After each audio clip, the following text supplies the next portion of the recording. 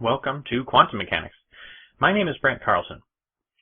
Since this is the first lecture on quantum mechanics, we ought to have some sort of an introduction. And what I want to do to introduce quantum mechanics is to explain, first of all, why it's necessary, and second of all, to put it in historical context to, I'll show one of the most famous photographs in all of physics that really gives you a feel for the brain power that went into the construction of this theory. And hopefully we'll put it in some historical context as well, so you can understand where it fits in the broader philosophy of science. But the main goal of this lecture is about the need for quantum mechanics, which I really ought to just have called, Why Do We Need Quantum Mechanics? This subject has a reputation for being a little bit annoying, so why do we bother with it?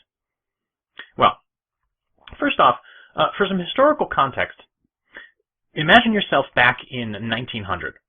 Turn of the century, science has really advanced a lot. We have electricity, we have all this fabulous stuff that electricity can do, and even almost 100 years before that, physicists thought they had things figured out. There's a famous quote from Laplace, "Given for one instant an intelligence which could comprehend all the forces by which nature is animated, and the respective position of the beings which compose it, nothing would be uncertain, and the future, as the past, would be present to its eyes."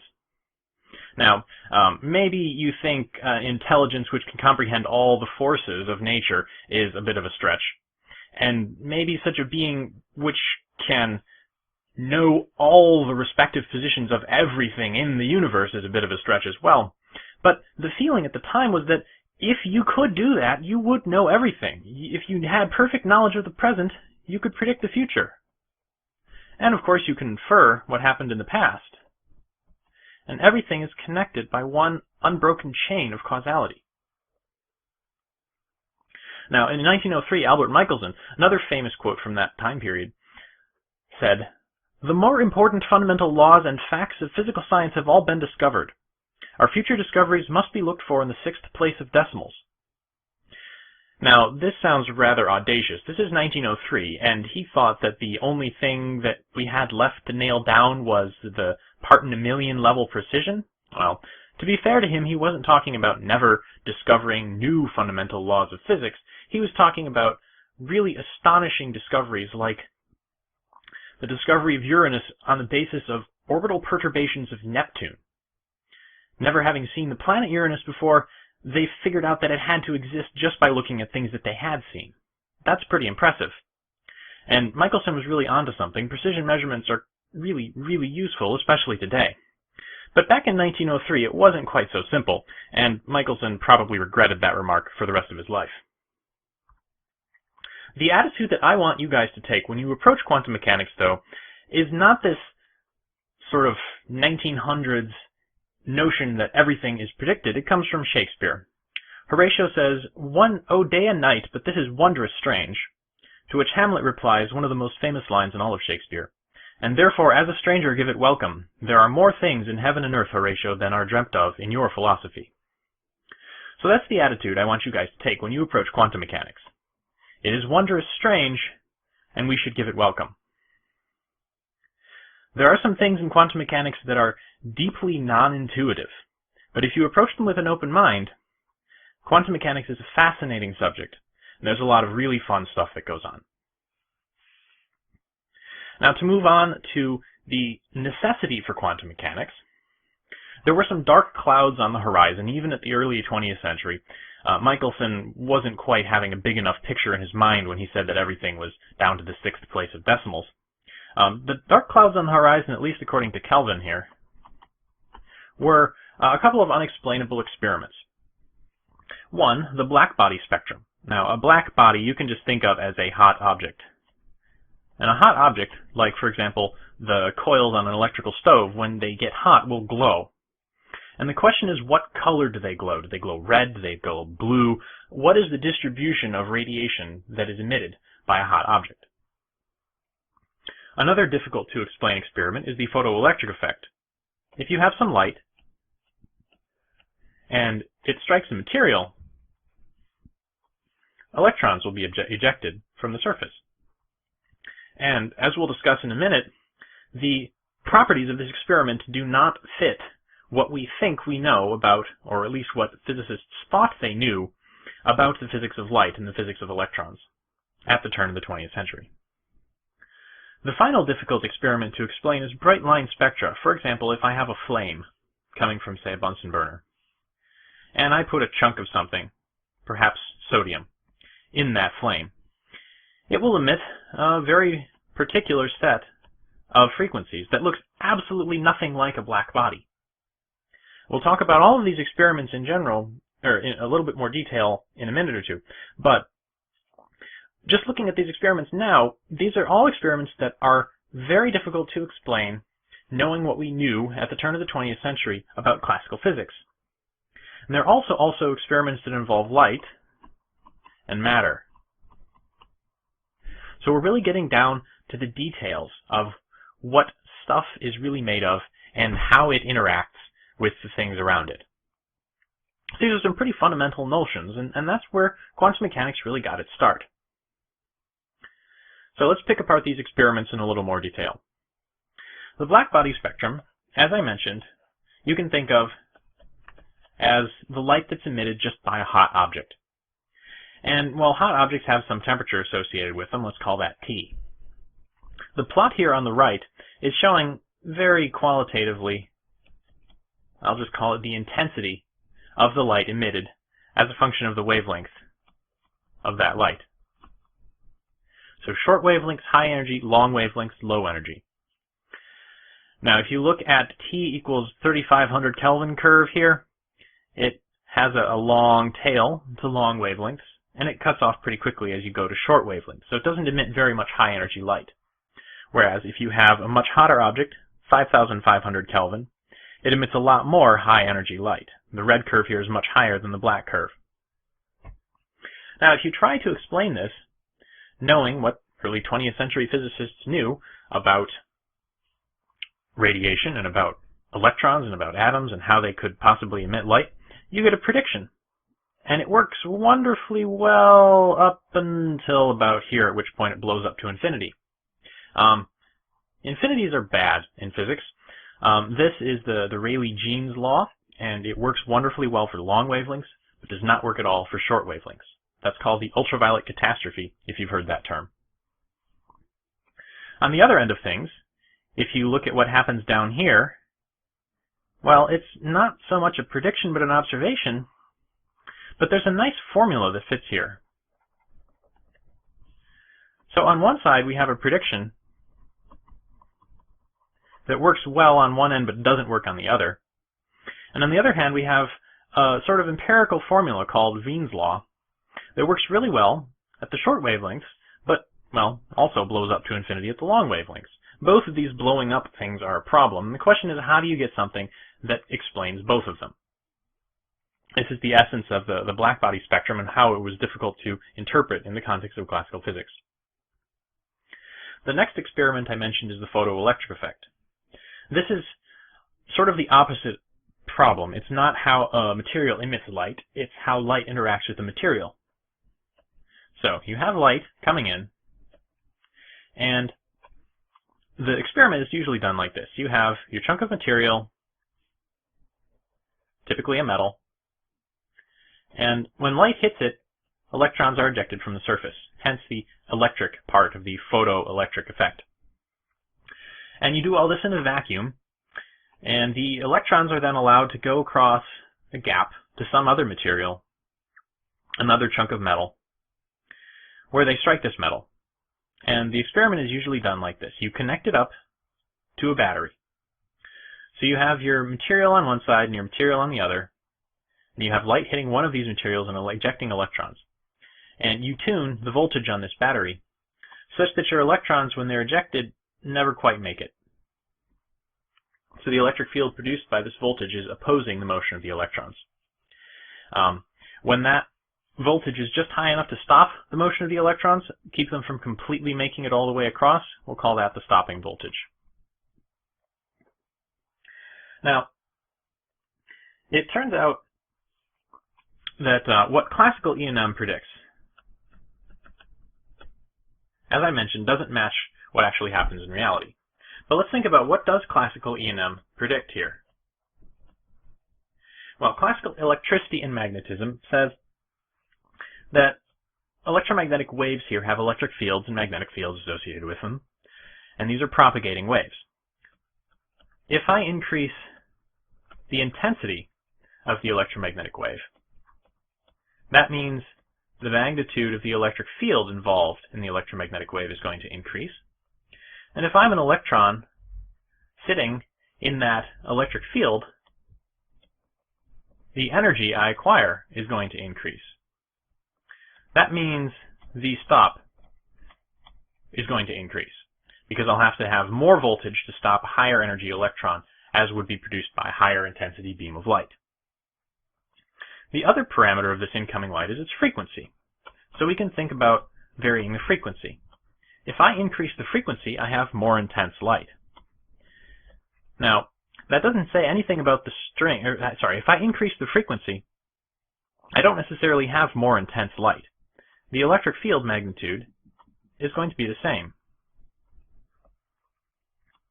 which means the energy and the stopping voltage will also be the same. Now, it turns out what actually happens in reality does not match this at all. In reality, when the intensity increases, the energy, which I should really write as V stop, the stopping voltage necessary, doesn't change. And when I increase the frequency, the voltage necessary to stop those electrons increases. So this is sort of exactly the opposite. What's going on here? That's the puzzle in explaining the photoelectric effect. Just to briefly check your understanding, consider these plots of stopping voltage as a function of the parameters of the incident light, and check off which you think shows the classical prediction for the photoelectric effect. The third experiment that I mentioned is bright line spectra. And as I mentioned, this is what happens if you take a flame or some other means of heating a material, like the bar of sodium I mentioned earlier. This will emit light, and in this case, the spectrum of light from red to blue of sodium looks like this. Oh, actually, I'm sorry, that's not sodium, that's mercury. These are four different elements: hydrogen, mercury, neon, and xenon. And instead of getting a broad, continuous distribution, like you would from a black body, under these circumstances where you're talking about gases, you get these very bright regions. It's the spectrum, instead of looking like a smooth curve like this, looks like spikes. Those bright lines are extraordinarily difficult to explain with classical physics, and this is really the straw that broke the camel's back, broke classical physics' back, that really kicked off quantum mechanics. How do you explain this?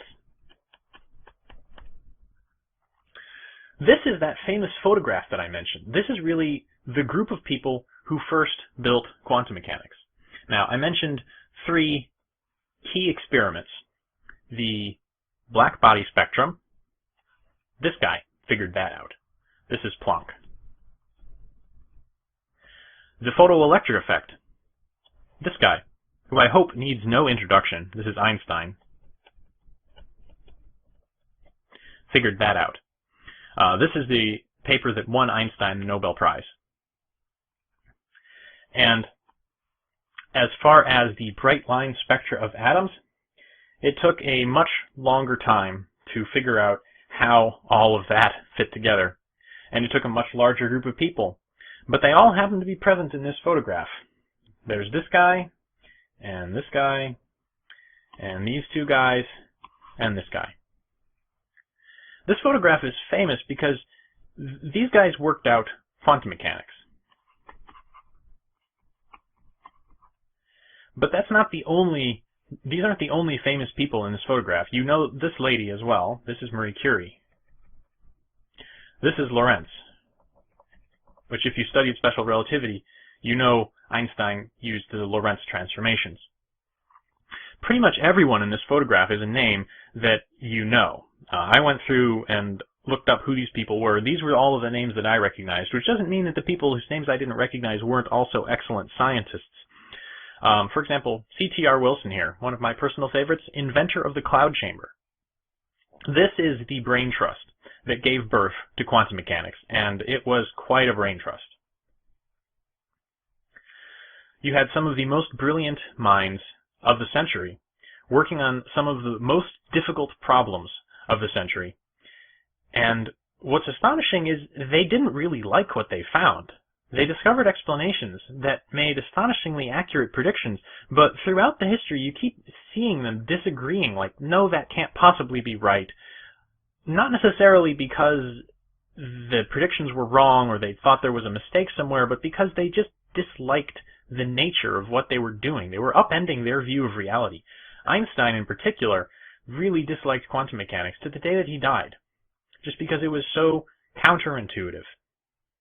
And so with that introduction to a counterintuitive subject, I'd like to remind you again of that Shakespeare quote, "There are more things in heaven and earth, Horatio, than are dreamt of in your philosophy." Try to keep an open mind, and hopefully we'll have some fun at this.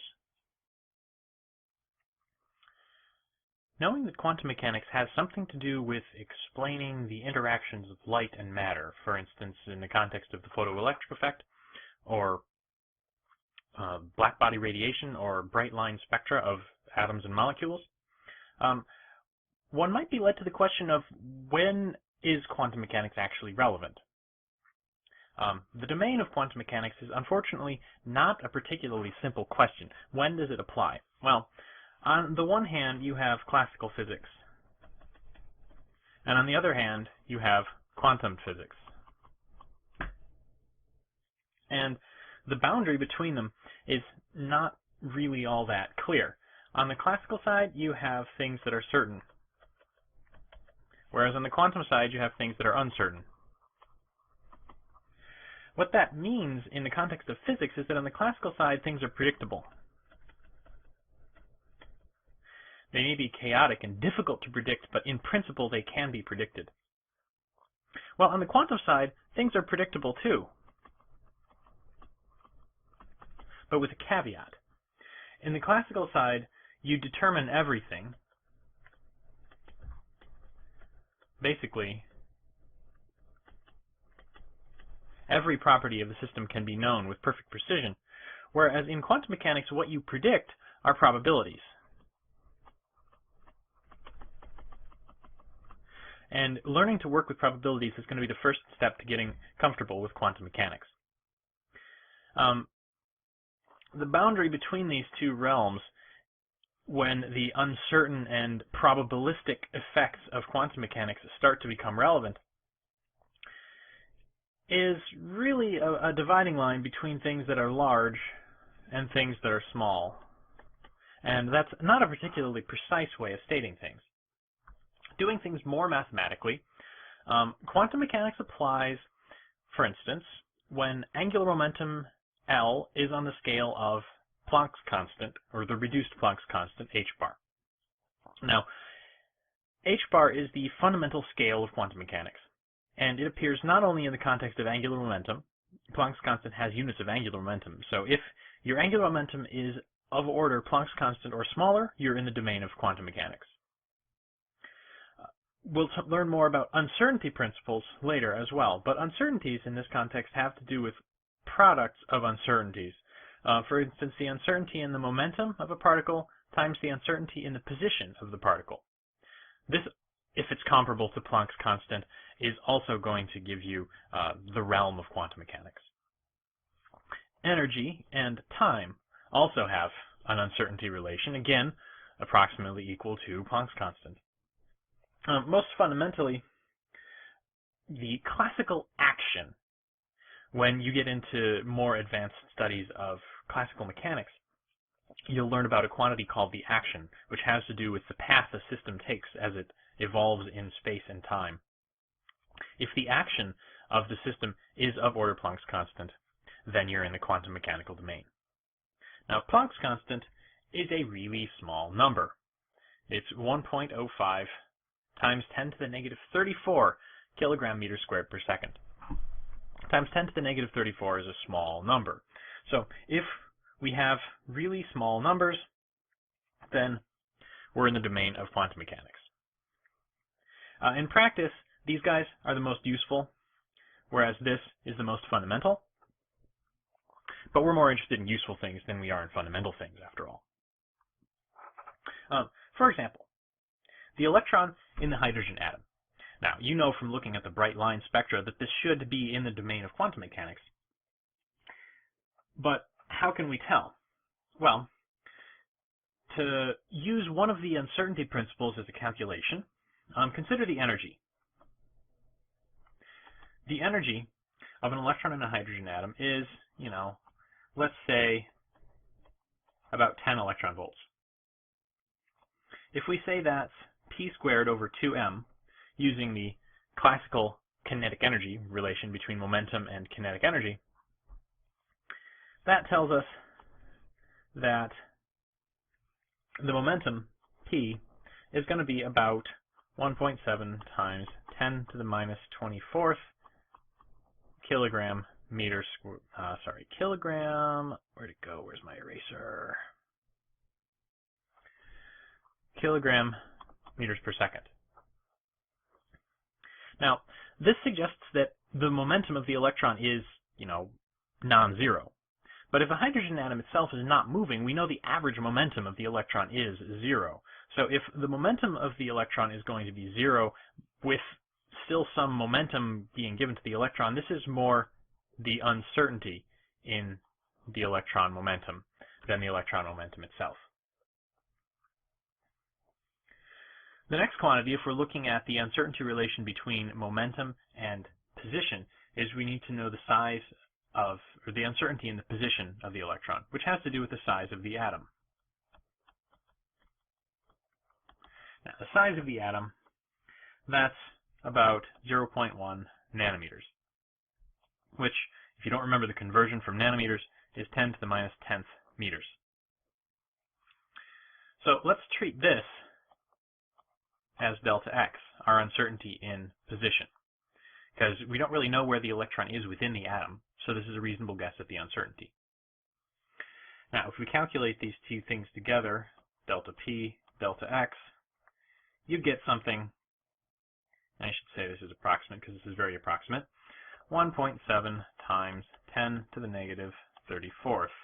And if you plug through the units, it's kilogram meter squared per second. This is about equal to h bar. So this tells us that quantum mechanics is definitely important here. We have to do some quantum in order to understand this system. As an example of another small object that might have quantum mechanics relevant to it, this is one that we would actually have to do a calculation. I don't know intuitively whether a speck of dust in a light breeze is in the realm of quantum mechanics or classical physics.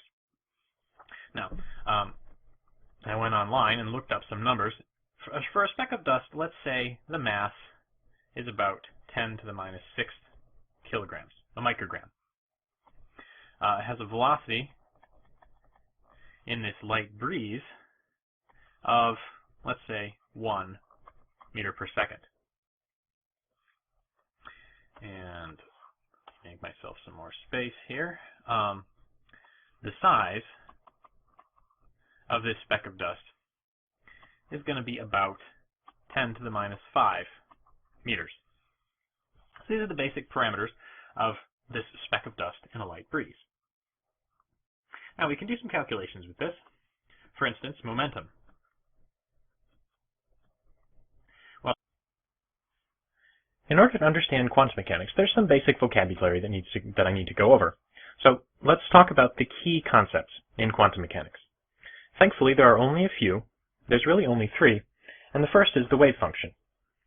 The wave function is, and always has been, written as psi, the Greek letter. My handwriting gets a little lazy sometimes, and it'll end up just looking like this, but technically, it's supposed to look something like that.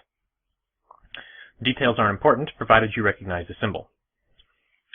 Psi is a function of position potentially in 3 dimensions, x, y, and z, and time. And the key fact here is that psi is a complex function, which means that while x, y, z, and t here are real numbers, psi, evaluated at a particular point in space, will potentially be a complex number with both a real and imaginary part. What is subtle about the wave function, and we'll talk about this in great detail later, is that while it represents the state of the system, it doesn't tell you with any certainty what the observable properties of the system are. It really only gives you probabilities.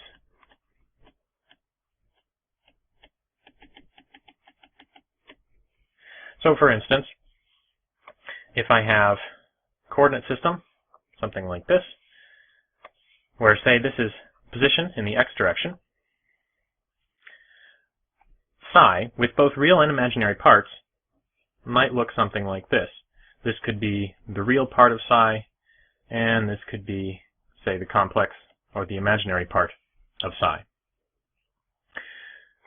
What is physically meaningful is the squared magnitude of psi, which might look something like this in this particular case. And that is related to the probability of finding the particle at a particular point in space. As I said, we'll talk about this later, but the key facts that you need to know about the wave function is that it's complex and it describes the state of the system, but not with certainty. The next key concept in quantum mechanics is that of an operator. Now, operators are what connect psi to observable quantities. That is one thing operators can do.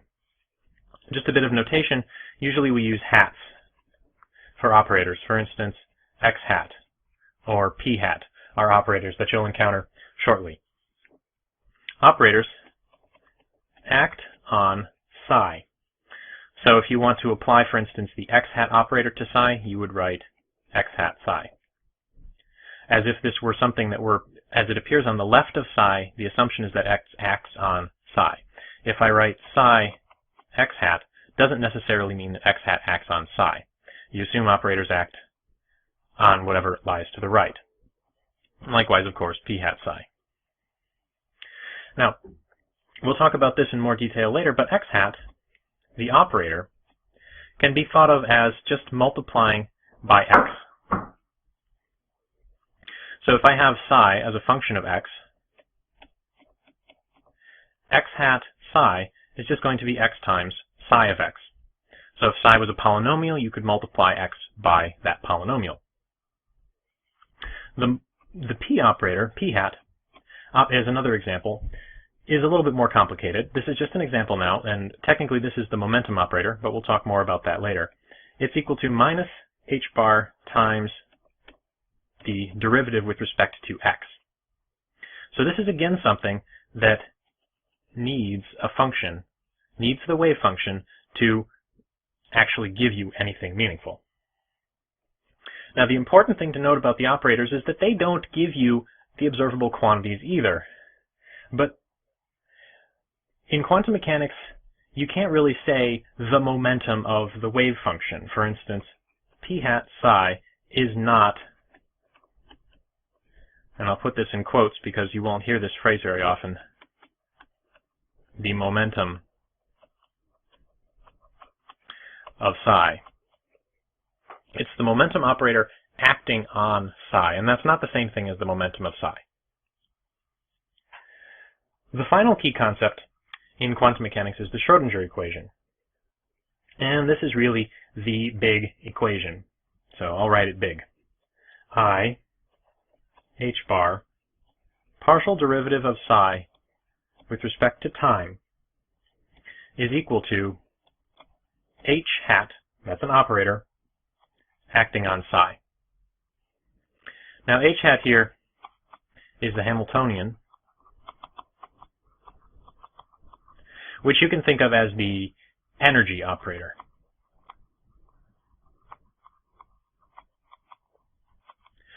So the property of the physical system that h is associated with is the energy of the system.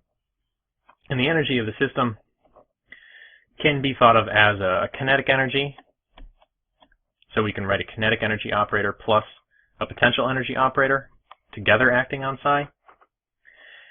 And it turns out the kinetic energy operator can be written down. This is going to end up looking like minus h bar squared over 2m partial derivative of psi with respect to, second partial derivative of psi with respect to position, plus, and then the potential energy operator is going to look like the potential energy as a function of position just multiplied by psi. So this is the Schrodinger equation. Typically, you'll be working with it in this form. So I h bar times the partial derivative with respect to time is related to the partial derivative with respect to space, and then multiplied by some function. The basic quantum mechanics that we're going to learn in this course mostly revolves around solving this function and interpreting the results.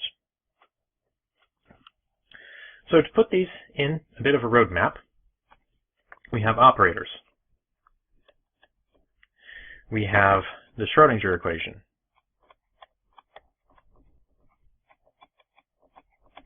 And we have the wave function. Now operators act on the wave function, and operators are used in the Schrodinger equation. Now the wave function that actually describes the state of the system is going to be the solution to the Schrodinger equation. Now I mentioned operators acting on the wave function. What they give you when they act on the wave function is some property of the system, some observable perhaps.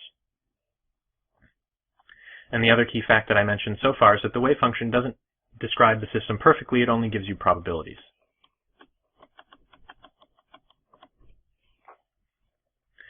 So that's our overall concept map. To put this in the context of the course outline, the probabilities are really the key feature of quantum mechanics, and we're going to start this course with a discussion of probabilities. We'll talk about the wave function after that and how the wave function is related to those probabilities, and we'll end up talking about operators and how those operators and the wave functions together give you probabilities associated with observable quantities. That will lead us into a discussion of the Schrodinger equation, which will be most of the course, really. The bulk of the material before the first exam will be concerned with various examples. Solution to the Schrodinger equation under various circumstances. This is really the main meat of quantum mechanics in the beginning. After that, we'll do some formalism. And what that means is we'll learn about some advanced mathematical tools that make keeping track of all the details of how all of this fits together a lot more straightforward. And then we'll finish up the course by doing some applications. So those are our key concepts and a general roadmap through the course. Hopefully now you have the basic vocabulary necessary to understand phrases like the momentum operator acts on the wave function, or the solution to the Schrodinger equation describes the state of the system, and that sort of thing. Don't worry too much if these concepts haven't quite clicked. In order to really understand quantum mechanics, you have to get experience with them. These are not things that you really have any intuition for based on anything you've seen in physics so far. So bear with me, and this will all make sense in the end, I promise. Complex numbers, or numbers involving, conceptually you can think about it as the square root of -1, I, are essential to understanding quantum mechanics, since some of the most fundamental concepts in quantum mechanics, for instance the wave function, are expressed in terms of complex numbers. Complex analysis is also one of the most beautiful subjects in all of mathematics, but unfortunately, in this course I don't have the time to go into the details. Lucky you, perhaps. Here's what I think you absolutely need to know to understand quantum mechanics from the perspective of complex analysis. First of all, there's the basic definition. I squared is equal to -1, which you can think of also as I equals the square root of -1. In general, a complex number, Z, then, can be written as the sum of a purely real part, x, and a purely imaginary part, I times y. Note in this expression, z is complex, x and y are real, where I times y is purely imaginary. The terms purely real or purely imaginary in the context of this expression like this, x plus iy, something is purely real if y is 0, something is purely imaginary if x is 0. As far as some notation for extracting the real and imaginary parts, typically mathematicians will use this funny calligraphic font to indicate the real part of x plus iy or the imaginary part of x plus iy, and that just pulls out x and y. Note that both of these are real numbers. When you pull out the imaginary part, you get x and y. You don't get iy, for instance. Another one of the most beautiful results in mathematics is e to the I pi plus 1 equals 0. This formula kind of astonished me when I first encountered it, but it is a logical extension of this more general formula that e raised to a purely imaginary power iy is equal to the cosine of y plus I times the sine of y.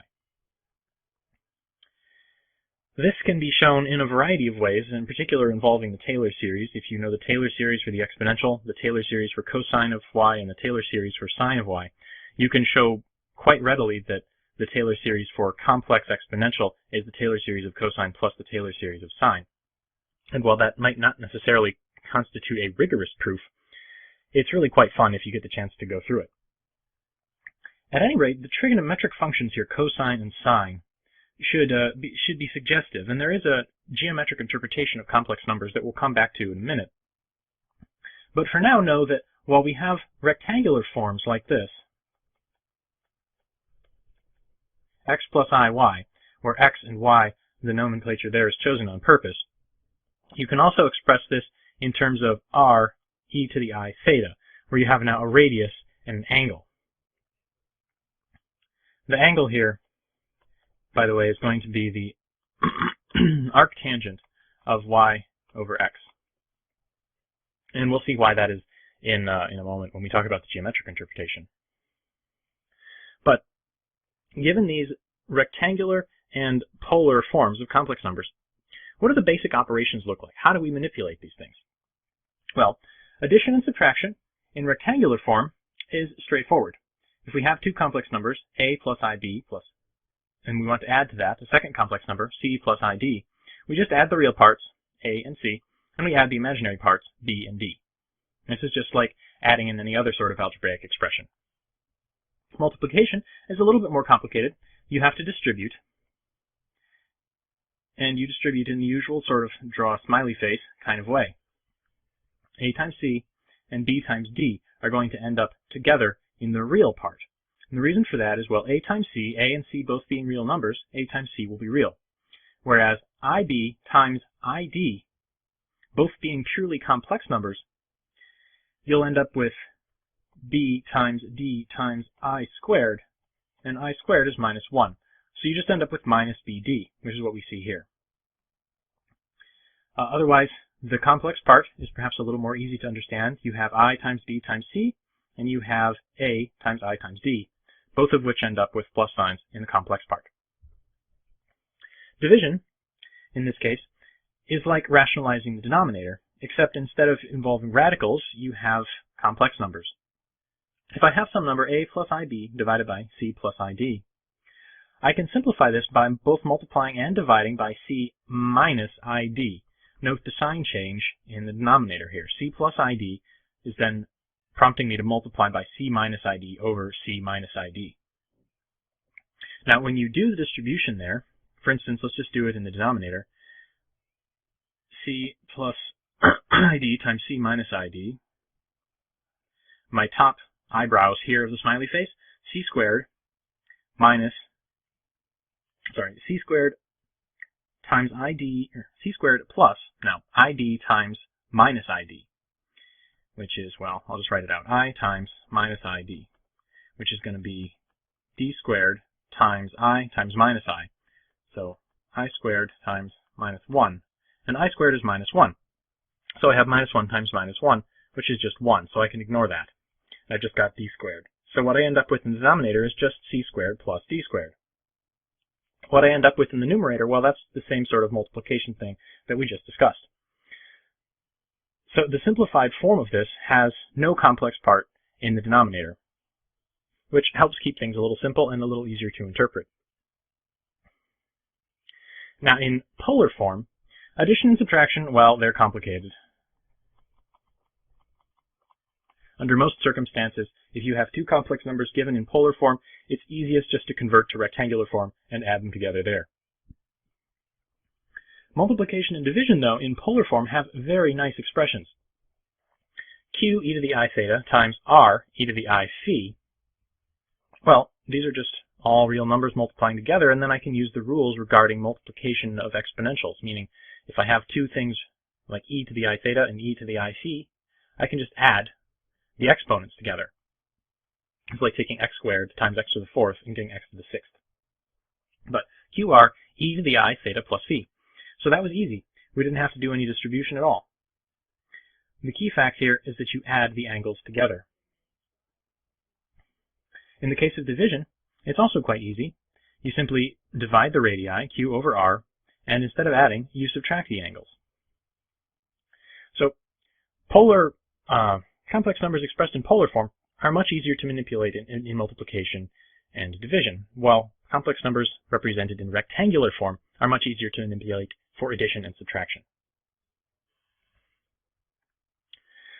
Taking the magnitude of complex number, usually we'll write that as something like z, if z is a complex number, just using the same notation for absolute value of a real number, usually is expressed in terms of the complex conjugate. Now, the complex conjugate, notationally speaking, is usually written by whatever complex number you have, here in this case x plus iy, with a star after it. And what that signifies is you flip the sign on the complex part, on the imaginary part. X plus iy becomes x minus iy. The squared magnitude then, which is always going to be a real and positive number, this absolute value squared notation, is what you get for multiplying a number by its complex conjugate. And that's what we saw earlier with c plus id. Say I take the complex conjugate of c plus id and multiply it by c plus id. Well, the complex conjugate of c plus id is c minus id times c plus id.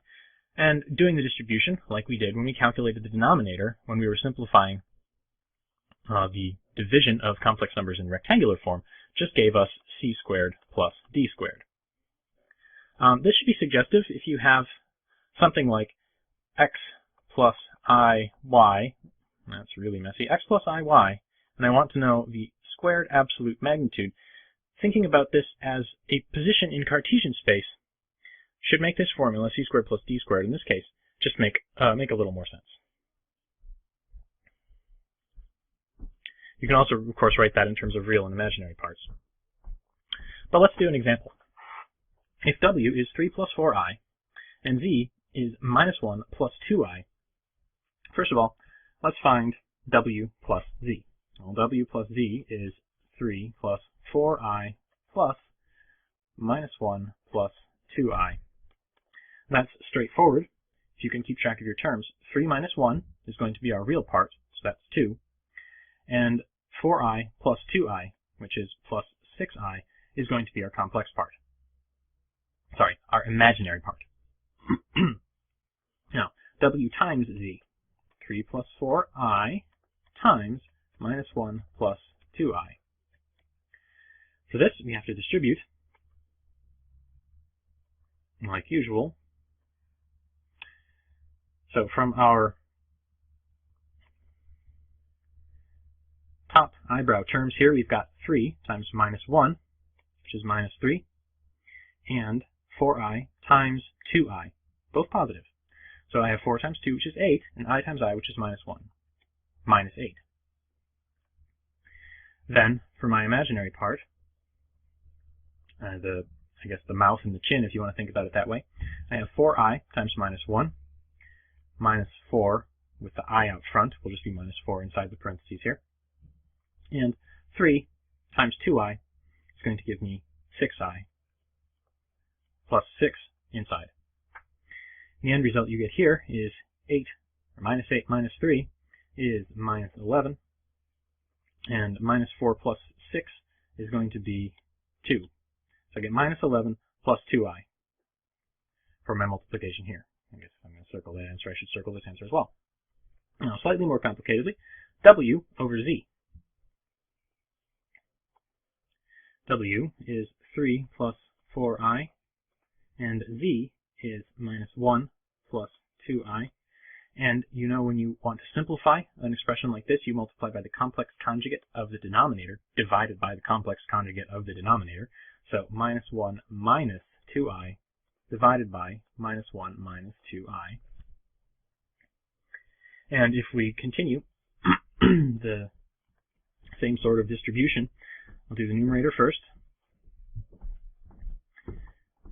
Same sort of multiplication we just did here, only the signs will be flipped a little bit. We'll end up with minus 3 plus 8 instead of minus 3 minus 8.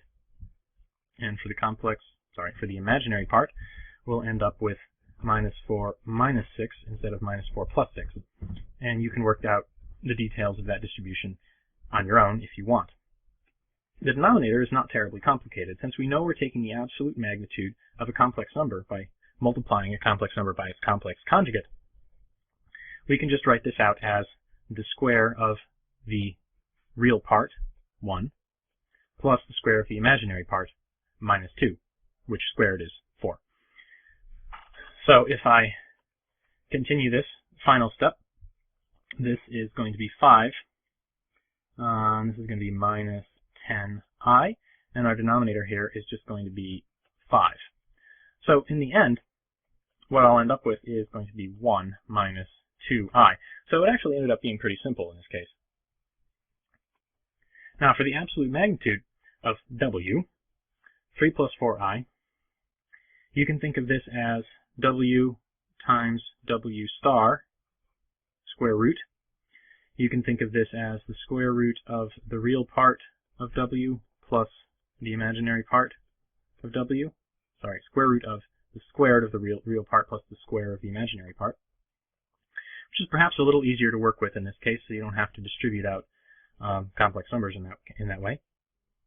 Real part is 3, imaginary part is 4, so we end up with the square root of 3 squared plus 4 squared, which is 5. Now this was all in rectangular form. Let me move this stuff out of the way a little bit, and let's do it again, at least a subset of it, in polar form. In polar form, w, 3 plus 4i, we know the magnitude of w, that's 5. So that's going to be our radius, 5. And our e to the I theta, where theta is, like I said, the arctan. Since complex numbers are so important to quantum mechanics, let's do a few more examples. In this case, I'm going to demonstrate how to manipulate complex numbers in a more general way, not so much just doing examples with numbers. First example, simplify this expression. You have two complex numbers multiplied in the numerator, and then a division. First of all, the first thing to simplify is this multiplication. You have x plus iy times ic. This is pretty easy. It's a simple sort of distribution. We're going to have x times ic. That's going to be a complex part. So I'm going to write that down a little bit to the right, ixc. And then we're going to have iy times ic, which is going to be minus yc. That's going to be real. We also have a real part in the numerator from d here, so I'm going to write this as d minus yc plus ic. That's the result of multiplying this out. That's then going to be divided by f plus ig. Now, in order to simplify this, you have a complex number in the denominator. You know you need to multiply by the complex conjugate and divide by the complex conjugate. So f minus ig divided by f minus ig.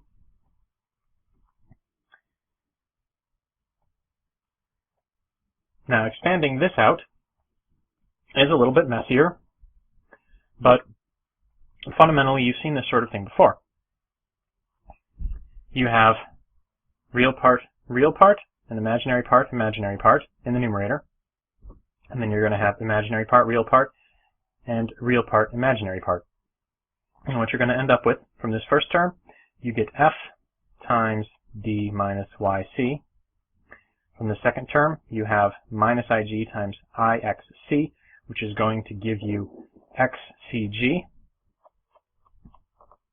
We have a minus I times an I, which is going to give us a plus.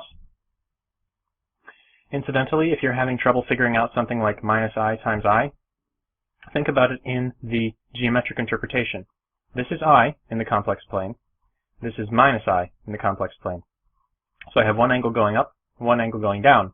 If I'm multiplying them together, I'm adding the angles together. So I essentially go up and back down, and I just end up with 1 equals I times minus I. Otherwise, you can keep track of I squareds equals minus 1s and just count up your minus signs. This, then, is the real part. Suppose I should write that in green, lest my fonts get too confusing. Excuse me. So that's the real part. The imaginary part, then, is what you get from these terms here. I'm going to write an I out front, and now we have xc times f, so xcf with an I from here. And then we have d minus yc times ig, which I'll just write as g d minus yc. In the denominator, we're now multiplying a number by its complex conjugate. You know what to do there. F squared plus g squared. This is just the magnitude of this complex number. Sorry, squared magnitude. Now, this doesn't necessarily look more simple than what we started with, but this is effectively fully simplified. You could further distribute this and distribute this, but it's not really going to help you very much. The thing to notice about this is that the denominator is purely real. We've also separated out the real part of the numerator and the imaginary part of the numerator. Yeesh. My handwriting is getting messier as I go. Imaginary part of the numerator.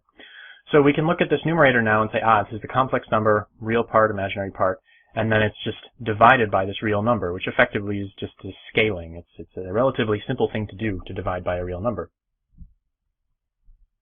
As a second example, consider solving this equation for x. Now, this is the same expression that we had in the last problem, only now we're solving it for it equal to 0. So from the last page, I'm going to borrow that first simplification step we did, distributing this through. We had d minus yc for the real part, plus ixc for the imaginary part, and that was divided by f plus ig. If we're setting this equal to 0, the nice part about dealing with complex expressions like this is that 0, treated as a complex number, is 0 plus 0i. It has a real part and an imaginary part as well. It's just kind of trivial. And in order for this complex number to be equal to 0, the real part must be 0 and the imaginary part must be 0. So we can think of this as d minus yc plus ixc. This has to equal 0 and this has to equal 0 separately. So we effectively have two equations here, not just one, which is nice. We have d minus yc equals 0 and xc equals 0, which, unless c equals 0, just means x equals 0. That's the only way that this equation can hold, is if x equals 0.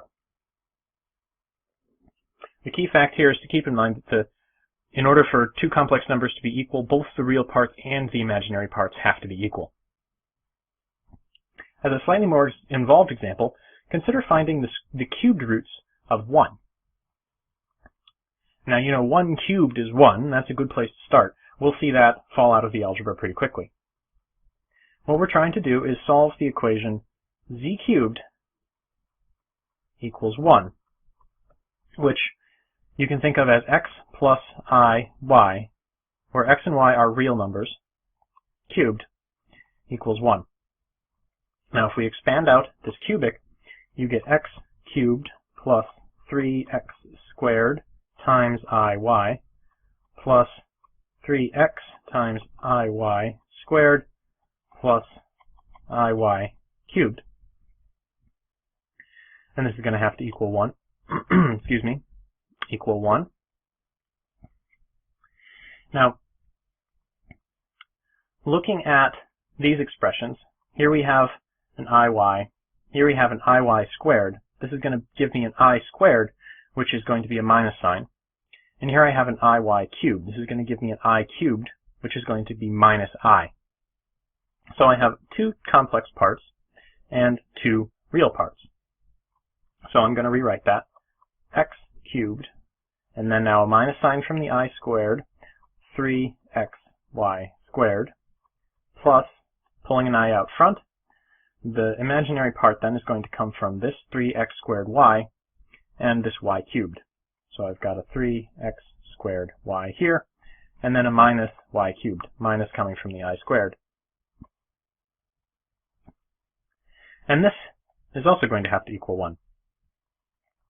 Now, in order for this complex number to equal this complex number, both the real parts and the imaginary parts have to be equal. So let's write those two separate equations.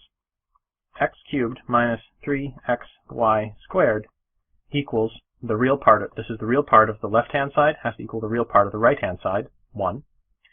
And the imaginary part of the left-hand side, 3x squared y minus y cubed, has to equal the imaginary part of the right-hand side, 0. So those are our two equations. This one in particular is pretty easy to work with. We can simplify this. This is, we can factor a y out. This is y times 3x squared minus y squared equals 0. One possible solution then is going to come from this. You have a product like this is equal to 0. Either this is equal to 0 or this is equal to 0. And saying y equals to 0 is rather straightforward. So let's say y equals 0. And let's substitute that into this expression. That's going to give us x cubed equals 1, which might look a lot like the equation we started with, z cubed equals 1, but it's subtly different because z is a general complex number, whereas our assumption in starting the problem this way is that x is a purely real number. So a purely real number, which when cubed gives you 1, that means x equals 1. So x equals 1, y equals 0, that's one of our solutions. Z equals 1 plus 0i, or just z equals 1. Now, we could have told me that right off the bat, z cubed equals 1. Well, one possible solution is that z equals 1, since 1 cubed is 1. The other thing we can do here is we can say 3x squared minus y squared is equal to 0.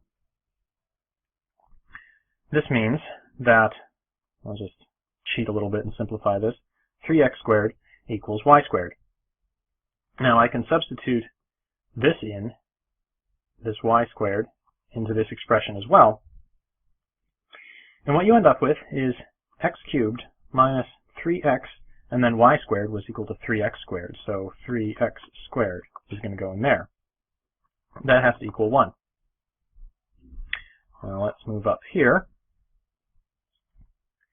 What does that leave us with? That says x cubed minus 9x cubed equals 1. So minus 8x cubed equals 1. This means x, again, being a purely real number, is equal to minus 1/2. Minus 1/2 times minus 1/2 times minus 1/2 times 8 times minus 1 is equal to 1. You can check that pretty easily. Now, where does that leave us? Where did I go? That leaves us substituting this back into this expression, which tells us that 3x squared equals y squared. X equals minus 1/2, so 3 minus 1/2 squared equals y squared, which tells you that y equals plus or minus the square root of 3/4 if you finish your solution. So now we have two solutions for y here coming from one value for x, and that gives us our other two solutions to this cubic. We have a cubic equation. We would expect there to be three solutions, especially when we're working with complex numbers like this. And this is our other solution. Z equals minus 1/2 plus or minus the square root of 3/4 I. So those are our three solutions. Now, finding the cubed roots of 1 to be these complex numbers is not necessarily particularly instructive. However, there's a nice geometric interpretation. The cubed roots of unity like this, the nth roots of unity, doesn't have to be a cubed root. All lie on a circle of radius 1 in the complex plane. And if you check the complex magnitude of this number and the complex magnitude of this number, you will find that it is indeed unity. To check your understanding of this, a slightly simpler problem is to find the square roots of I. Put another way, you've got z, some generic complex number here, equals to x squared plus x plus iy. Quantity squared, if that's going to equal y, we'll expand this out, solve for x and y in the two equations that will result from setting real and imaginary parts equal to each other. And same as with the cubed roots of 1, the square roots of I will also fall on a circle of radius 1 in the complex plane. So those are a few examples of how complex numbers can actually be manipulated. In particular, finding the roots of unity, there are better formulas for that than the approach that we took here, but I feel this was hopefully instructive. If probability is at the heart of quantum mechanics, what does that actually mean? Well, the fundamental source of probability in quantum mechanics is the wave function psi. Psi tells you everything that you can in principle know about the state of the system, but it doesn't tell you everything with perfect precision. How that actually gives rise to probability distributions in observable quantities like position or energy or momentum is something that we'll talk more about later, but from the most basic perspective, psi can be thought of as related to a probability distribution. But let's take a step back and talk about probabilistic measurements in general first. If I have some space, let's say it's position space.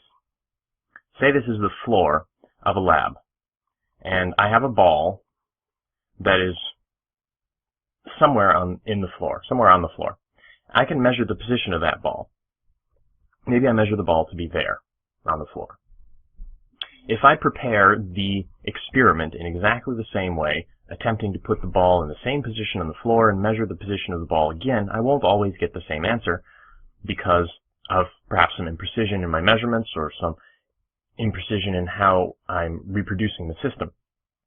So I might make a second measurement there, or a third measurement there.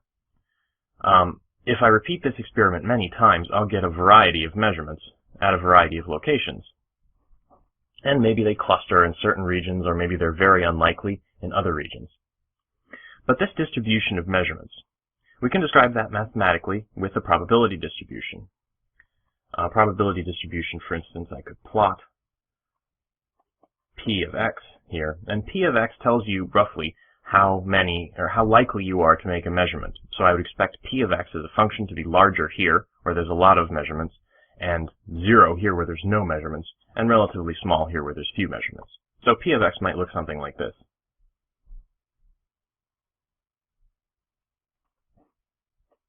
The height of P of x here tells us how likely we are to make a measurement in a given location. This concept of a probability distribution is intimately related to the wave function. So the most simple way that you can think of probability in quantum mechanics is to think of the wave function psi of x. Now psi of x, you know, is a complex function, and a complex number can never really be observable. What would it mean, for example, to measure a position of, say, 2 plus 3i meters? This isn't something that's going to occur in the physical universe. But the fundamental interpretation of quantum mechanics that this book in particular, that most physicists think of, is the interpretation that psi in the context of a probability distribution, the absolute magnitude of psi squared is related to the probability of finding the particle described by psi. So if the squared magnitude of psi is large at a particular location, that means it is likely that the particle will be found at that location. Now, the squared magnitude here means that we have to take the squared magnitude of psi. We can't just take psi itself. So, for instance, in the context of the plot that I just made on the last page, if this is x and our y-axis here is psi, psi has real and imaginary parts. So the real part of psi might look something like this, and the imaginary part might look something like this. And the squared magnitude would look something like, well, what you can imagine the squared magnitude of that function looking like. You can think of the squared magnitude of psi as the probability distribution. Let me move this up a little bit, give myself some more space. The squared magnitude of psi then can be thought of as a probability distribution in the likelihood of finding the particle at a particular location, like I said. Now, what does that mean mathematically? Mathematically, suppose you had two positions, A and B, and you wanted to know what the probability of finding the particle between A and B was. Given a probability distribution, you can find that by integrating the probability distribution. So the probability that the particle is between A and B is given by the integral from A to B of the squared absolute magnitude of psi dx. You can think of this as a definition. You can think of this as an interpretation. But fundamentally, this is what the physical meaning of the wave function is. It is related to the probability distribution of position associated with this particular state of the system. Now, what does that actually mean? And that's a bit of a complicated question. It's very difficult to answer. Suppose I have a wave function, which I'm just going to write as the plot as the squared magnitude of psi now. Suppose it looks something like this. Now that means I'm perhaps likely to measure the position of the particle somewhere in the middle here. So suppose, wrong color. So suppose I do that. Suppose I measure the position of the particle here. So I've made a measurement now. Messy handwriting. I've made a measurement, and I've observed the particle to be here. What does that mean in the context of the wave function? Now, everything that I can possibly know about the particle has to be encapsulated in the wave function, so after the measurement, when I know the particle is here, you can think of the wave function as looking something like this. It's not going to be infinitely narrow because there might be some uncertainty. The width of this is related to the precision of the measurement. But the wave function before the measurement was broad, like this, and the wave function after the measurement is narrow. What actually happened here? What about the measurement caused this to happen? This is one of the deep issues in quantum mechanics that is quite difficult to interpret. So what do we make of this? Well, one thing that you could think, just intuitively, is that, well, this probability distribution wasn't really all the information that was there. Really, the particle was there. Let's say this is point C. One interpretation is that the particle really was at C all along.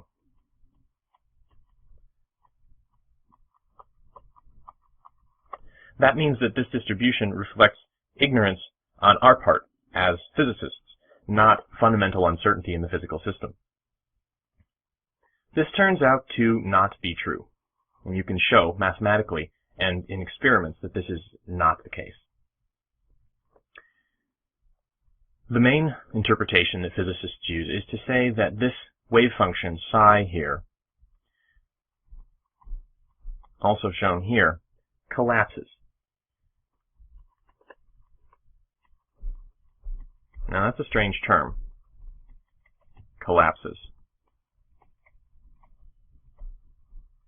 But it's hard to think of it any other way. Suppose you were concerned with the wave function's value here. Before the measurement, it's non-zero, whereas after the measurement, it's 0. So this decrease in the wave function out here is, it's reasonable to call that a collapse.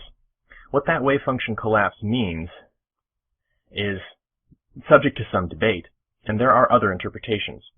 One interpretation that I'll mention very briefly, but we won't really discuss very much, is the many worlds interpretation, and that's that when you make a measurement like this, the universe splits. So it's not that the wave function all of a sudden decreases here, it's that for us, in our tiny little chunk of the universe, the wave function is now this, and there's another universe somewhere else where the wave function is this, because the particle was observed to be here. Don't worry too much about that, but the interpretation issues in quantum mechanics are really fascinating once you start to get into them. You can think about this as the universe splitting into, splits.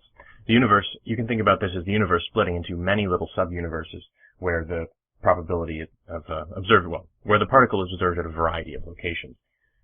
One location per universe, really. This question of how measurements take place is really fundamental, but hopefully this explains a little bit of where probability comes from in quantum mechanics. The wave function itself can be thought of as a probability distribution for position measurements. And unfortunately, the measurement process is not something that's particularly easy to understand, but that's the fundamental origin of probability in quantum mechanics. To check your understanding, here is a simple question about probability distributions and how to interpret them. Variance and standard deviation are properties of a probability distribution that are related to the uncertainty. Since uncertainty is such an important concept in quantum mechanics, we need to know how to quantify how uncertainty results from probability distributions. So let's talk about the variance and the standard deviation. These questions are related to the shape of a probability distribution. So if I have a set of coordinates, let's say this is the x-axis, and I'm going to be plotting then the probability density function as a function of x. Probability distributions come in lots of shapes and sizes. You can have probability distributions that look like this, probability distributions that look like this. You can even have probability distributions that look like this, or probability distributions that look like this. And these are all different. The narrow peak here versus the broad distribution here. The distribution with multiple peaks, or multiple modes, in this case it has two modes, so we call this distribution bimodal, or multimodal. And then this distribution, which is asymmetric, has a long tail in the positive direction and a short tail in the negative direction. We would say this distribution is skewed. So distributions have lots of different shapes, and if what we're interested in is the uncertainty, you can think about that roughly as the width of the distribution. For instance, if I'm drawing random numbers from the orange distribution, the narrow one here, they'll come over roughly this range. Whereas if I'm drawing from the blue distribution, they'll come over roughly this range. So if this were, say, the probability density for position, say this is the squared magnitude of the wave function for a particle, I know where the particle represented by the orange distribution is much more accurately than the particle represented by the blue distribution. So this concept of width of a distribution and the uncertainty in the position, for instance, are closely related. The broadness is related to the uncertainty. This is fundamental to quantum mechanics. So how do we quantify it? In statistics, the broadness of a distribution is called the variance.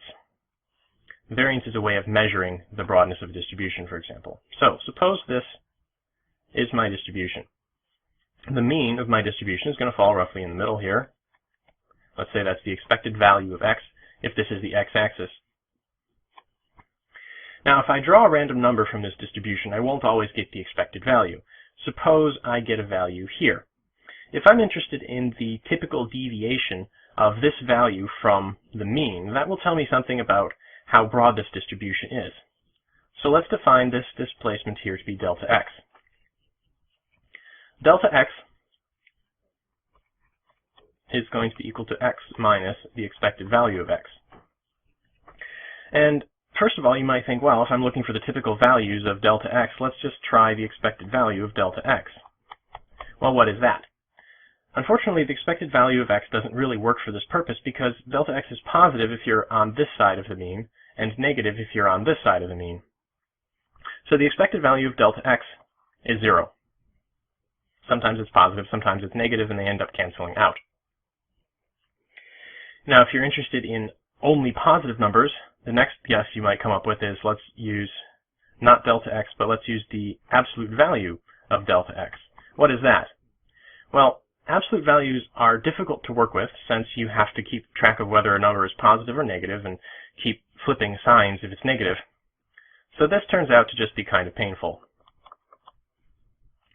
What statisticians and physicists do in the end then is instead of taking the absolute value of a number to make it positive, we square it. So you calculate the expected value of the squared deviation, sort of the mean squared deviation. This has a name in statistics. It's written as sigma squared, and it's called the variance. To do an example, let's do a discrete example.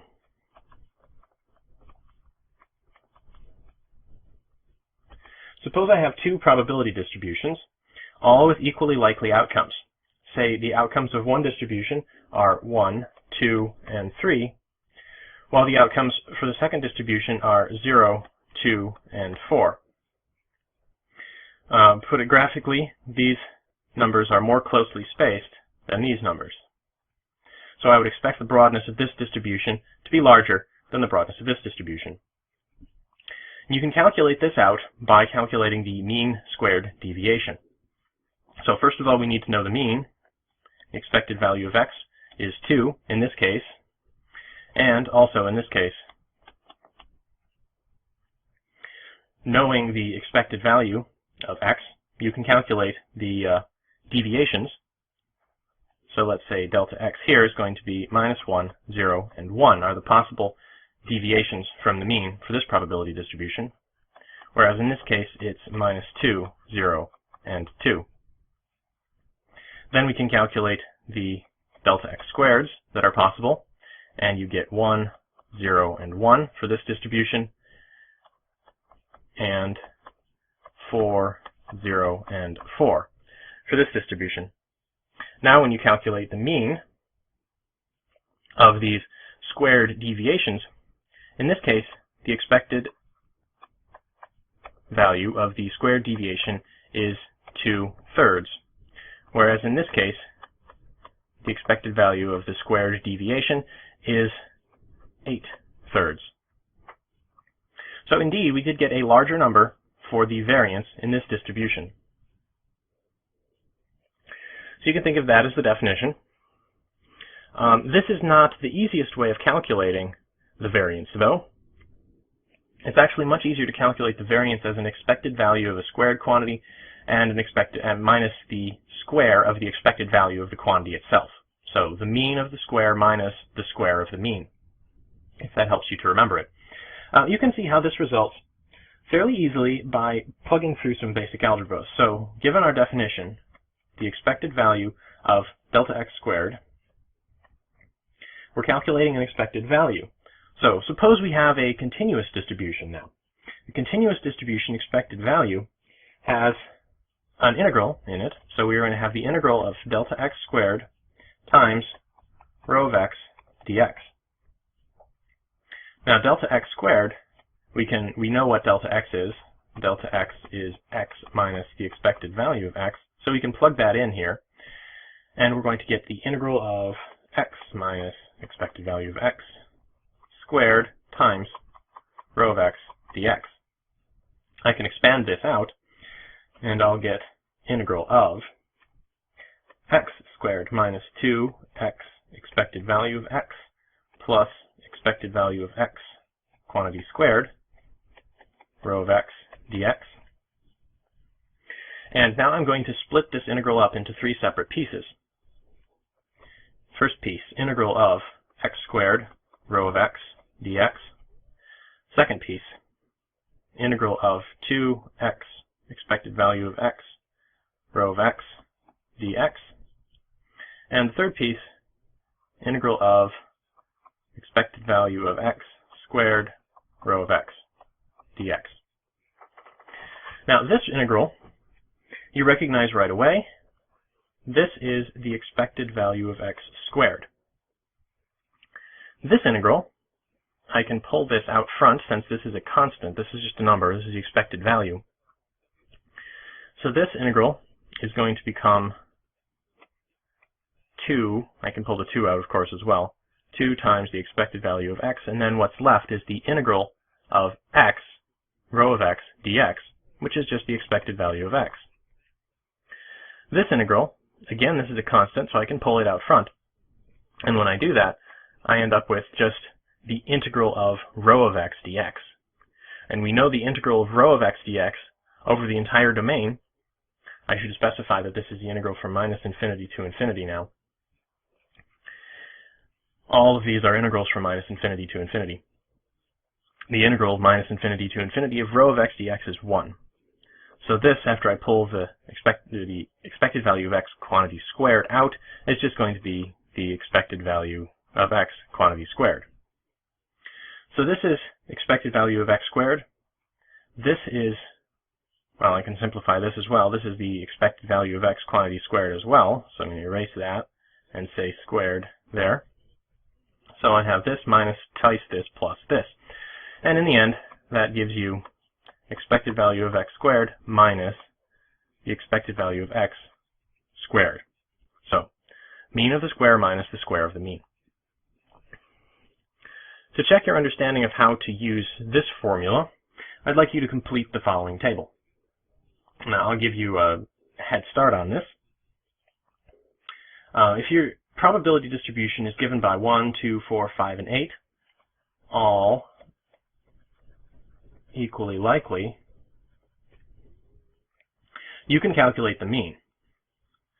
Now once you know the mean, you can calculate the deviations, x minus the mean, which I'd like you to fill in here. Then square that quantity and fill it in here, and take the mean of that squared deviation. Same as what we did when we talked about the variance as the mean squared deviation. Then, taking the other approach, I'd like you to calculate the squares of all of the x's and calculate the mean square. You know the mean, you know the mean square. You can calculate this quantity, mean of the square minus the square of the mean, and you should get something that equals the mean squared deviation.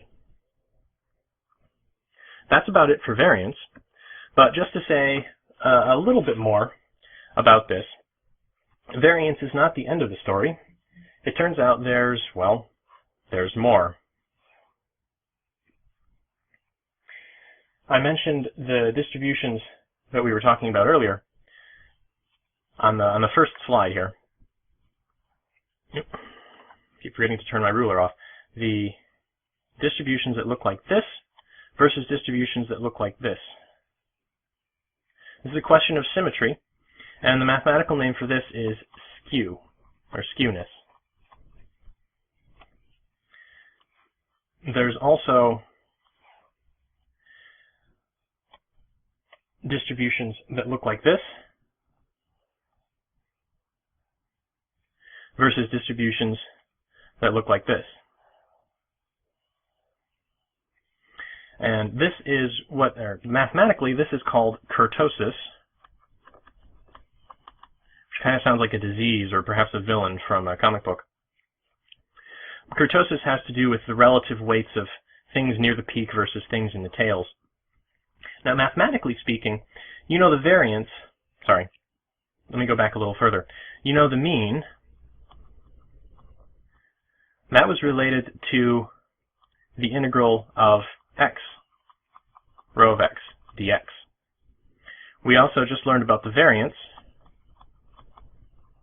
which was related to the integral of x squared, rho of x, dx. It turns out the skewness is related to the integral of x cubed, rho of x, dx, and the kurtosis is related to the integral of x to the fourth, rho of x, dx. At least those are common ways of measuring skewness in kurtosis. These are not exact formulas for skewness in kurtosis, nor is this an exact formula for the variance, of course, so I'm taking some liberties with the math. But you can imagine, well, what happens if you take the integral of x to the fifth, rho of x dx? You could keep going, and you would keep getting properties of the probability distribution that are relevant to its shape. Now, you won't hear very much about skewness in kurtosis in physics, but I thought you should know that this field does sort of continue on. For the purposes of quantum mechanics, what you need to know is that variance is related to the uncertainty, and we will be doing lots of calculations of variance on the basis of probability distributions derived from wave functions in this class. We talked a little bit about the probabilistic interpretation of the wave function psi. That's one of the really remarkable aspects of quantum mechanics, that there are probabilities rolled up in your description of the physical state. We also talked a fair amount about probability itself, and one of the things we learned was that probabilities had to be normalized, meaning the total sum of all of the probable outcomes, the probabilities of all of the outcomes in a probability distribution has to equal 1. That has some implications for the wave function, especially in the context of the Schrödinger equation, so let's talk about that in a little more detail. Normalization in the context of a probability distribution just means that the integral from minus infinity to infinity of rho of x dx is equal to 1. You can think about that as the sort of extreme case of the probability that, say, x is between a and b being given by the integral from a to b of rho of x dx. In the context of the wave function, that statement becomes the probability that the particle is between a and b is given by the integral from a to b of the squared magnitude of psi of x integrated between a and b. So this is the same sort of statement. You're integrating from a to b, and in the case of the probability density, you have just the probability density. In the case of the wave function, you have the squared absolute magnitude of the wave function. This is our probabilistic interpretation. We're sort of making an analogy between psi, squared magnitude, and a probability density. This normalization condition, then, has to also hold for psi, if the squared magnitude of psi is going to be treated as a probability density. So, integral from minus infinity to infinity of squared absolute magnitude of psi dx has to equal 1. This is necessary for our statistical interpretation of the wave function. This brings up an interesting question, though, because not just any function can be a probability distribution.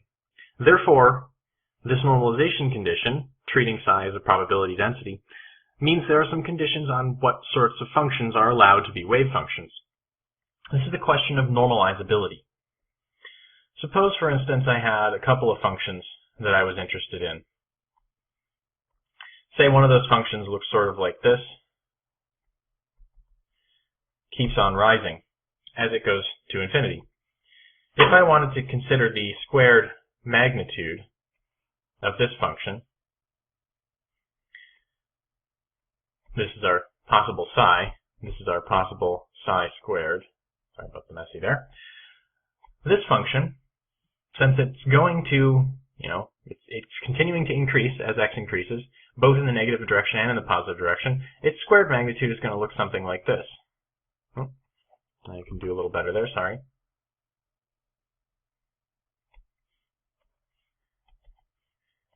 If I tried to, say, calculate the integral from minus infinity to infinity of this function, I've got a lot of area out here from, say, 3 to infinity, where the wave function is positive. This would go to infinity, therefore. What that means is that this function is not normalizable. Not all functions can be normalized. If I drew a different function, for example, something that looked maybe something like this, its squared magnitude might look something like this. There is a finite amount of area here, so if I integrated the squared magnitude of the blue curve, I would get something finite. What that means is that whatever this function is, I could demultiply or divide it by a constant such that this area was equal to 1. I could take this function and convert it into something such that the integral from minus infinity to infinity of the squared magnitude of psi equaled 1, and it obeyed our sort of statistical constraint on the probability distribution.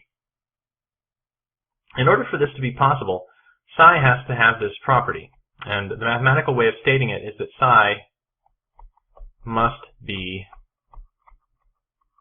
square integrable. And all this means is that the integral from minus infinity to infinity of the squared magnitude of psi is finite.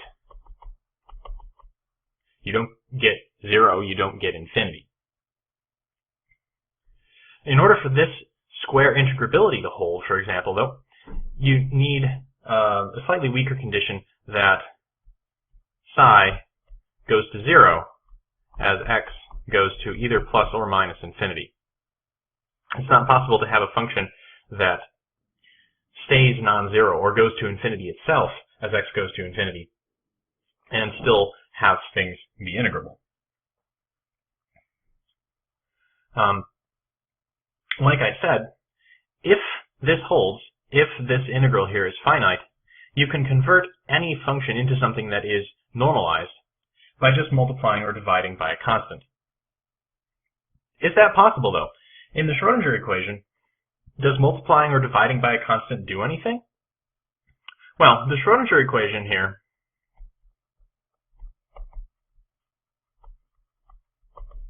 you can just glance at it and see that multiplying and dividing by a constant doesn't do anything. The Schrodinger equation is I h bar partial derivative with respect to time of psi equals minus h bar squared over 2m second derivative of psi with respect to position plus the potential times psi. Now, if I made the substitution psi went to some multiple or some constant a multiplied by psi, you can see what would happen. Here, I would have psi times a, here I would have psi times a, and here I would have psi times a. So I would have an a here, an a here, and an a here. So I could divide through this entire equation by a, and all of those a's would disappear, and I would just get the original Schrodinger equation back. What that means is that if psi solves the Schrodinger equation, a psi does too. I'll just say a psi works. Now this is only if a is a constant. Does not depend on time, does not depend on space. If a depended on time, I would not be able to divide it out of this partial derivative because the partial derivative would act on that a. Same goes for if a was a function of space. If a was a function of space, I wouldn't be able to divide it out of this partial derivative with respect to x. So this only holds if a is a constant. That means that I might run into some problems with time evolution. I can choose a constant and I can multiply psi by that constant such that psi is properly normalized at, say, time t equals 0, but will that hold for future times? It's a question of normalization and time evolution. What we're really interested in here is the integral from minus infinity to infinity of psi of x and time squared dx. if this is going to always be equal to 1,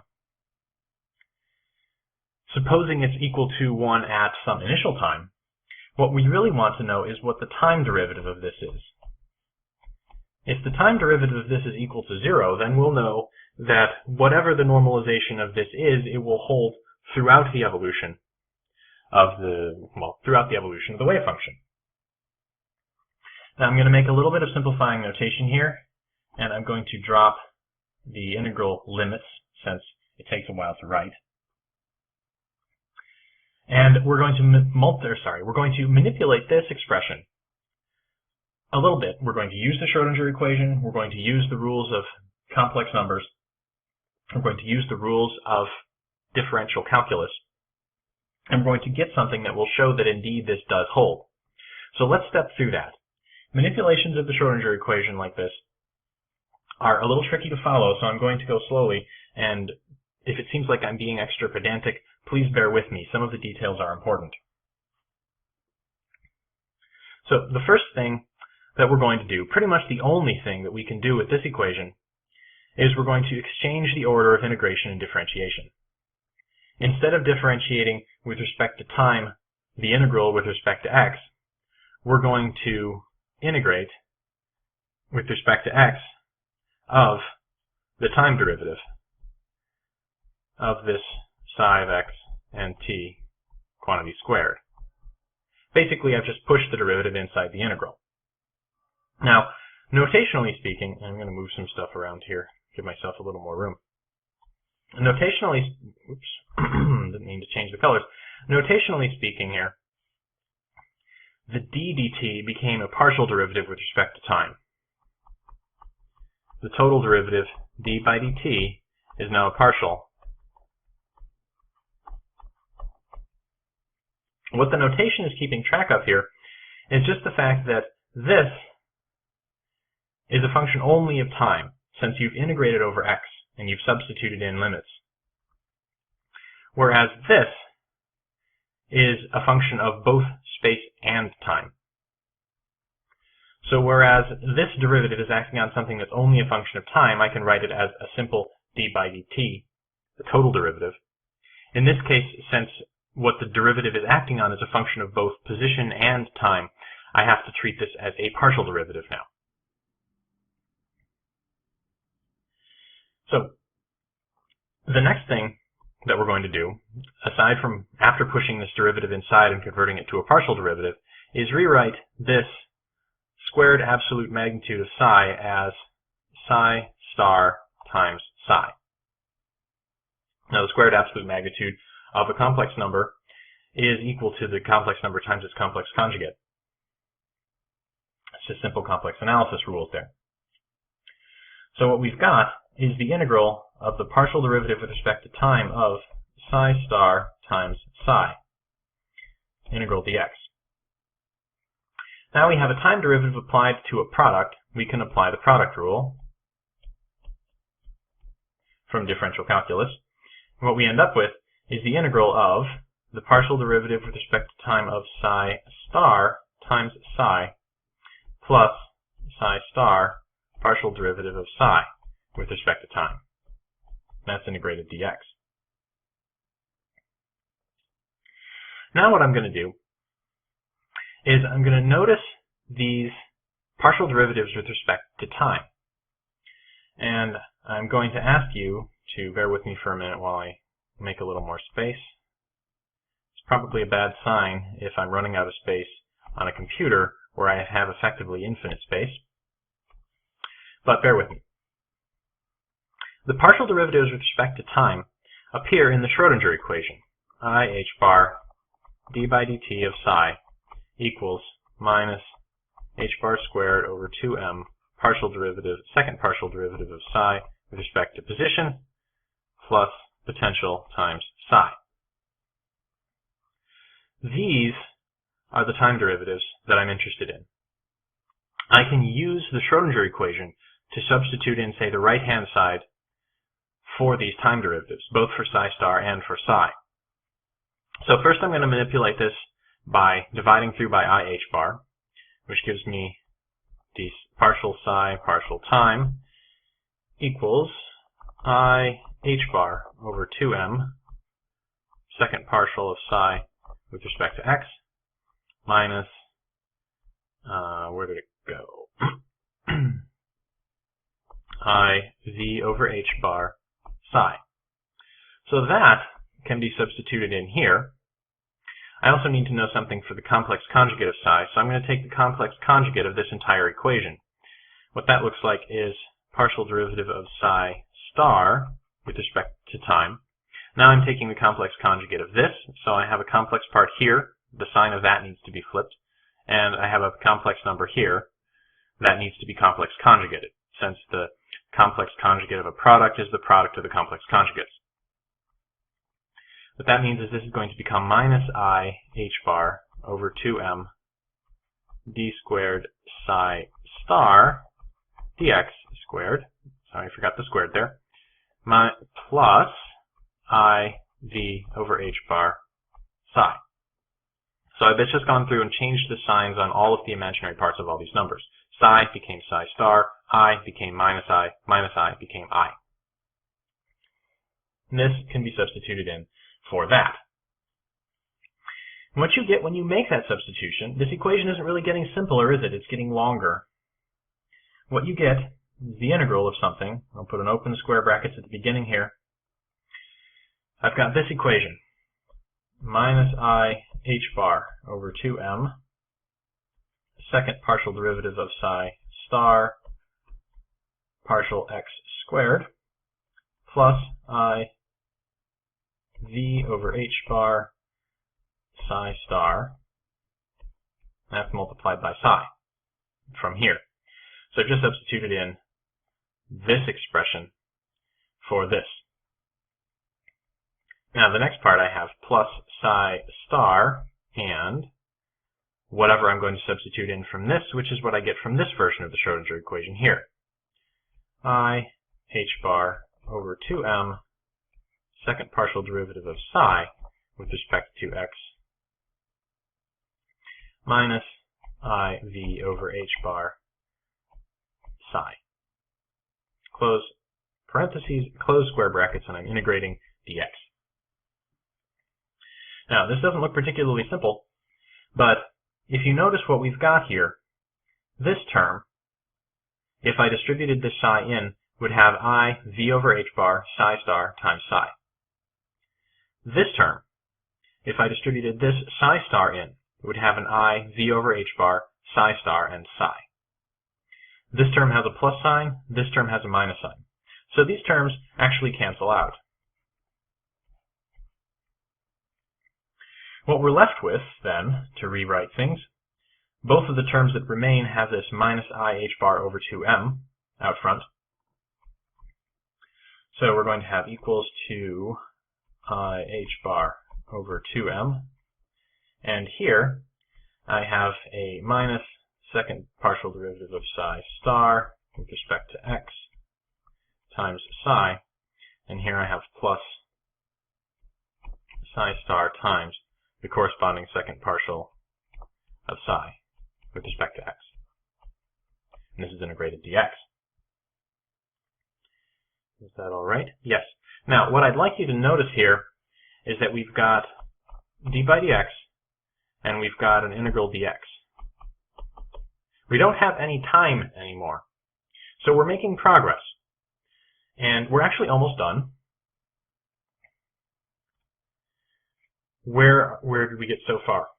We started with the time derivative of this effective total probability, which should have been equal to 1, which would be equal to 1 if this were a proper probability distribution, but we're just considered with the time evolution, since we know that whatever psi is, we can multiply it by some constant to make it properly normalized at a particular time. Now we're interested in the time evolution. We're looking at the time derivative of this, and we've gotten to this expression, which has complex conjugates of psi and second partial derivatives with respect to x. Now, what I'd like you to do, and this is a check your understanding question, is think about why this statement is true.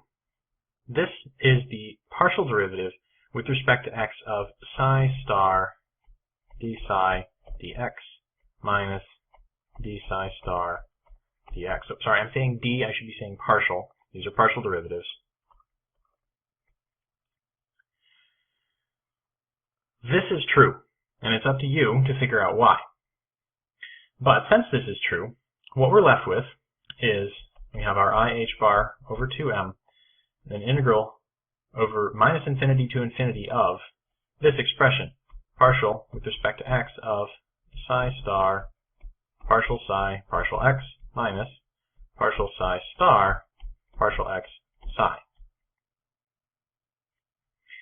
We're integrating dx now.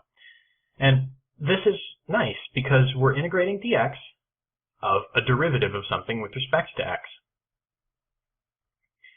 So that's easy. Fundamental theorem of calculus. We end up with I h bar over 2m psi star partial psi partial x minus partial psi star partial x psi, evaluated at the limits of our integral, which are minus infinity to infinity. Now, if psi is going to be normalizable, we know something about the value of psi at negative and positive infinity.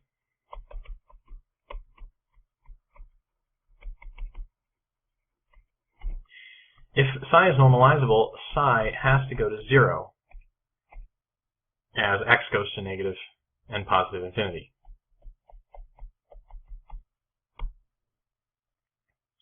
What that means is that when I plug in the infinity here, psi star, d psi dx, d psi dx, and psi, everything here is going to be 0. So when I enter in my limits, I'm just going to get 0 and 0. So the bottom line here, after all of this manipulation, is that this is equal to 0. What that means is that the integral from negative infinity to infinity of the squared absolute magnitude of psi as a function of both x and time is equal to a constant.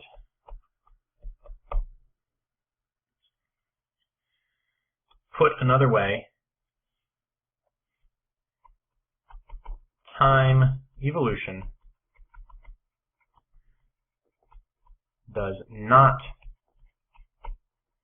affect normalization. What that means is that I can take my candidate wave function, not normalized, integrate it, find out what I would have to multiply or divide it by to make it normalized, and if I'm successful, I have my normalized wave function. I don't need to worry about how the system evolves in time. The Schrödinger equation does not affect the normalization.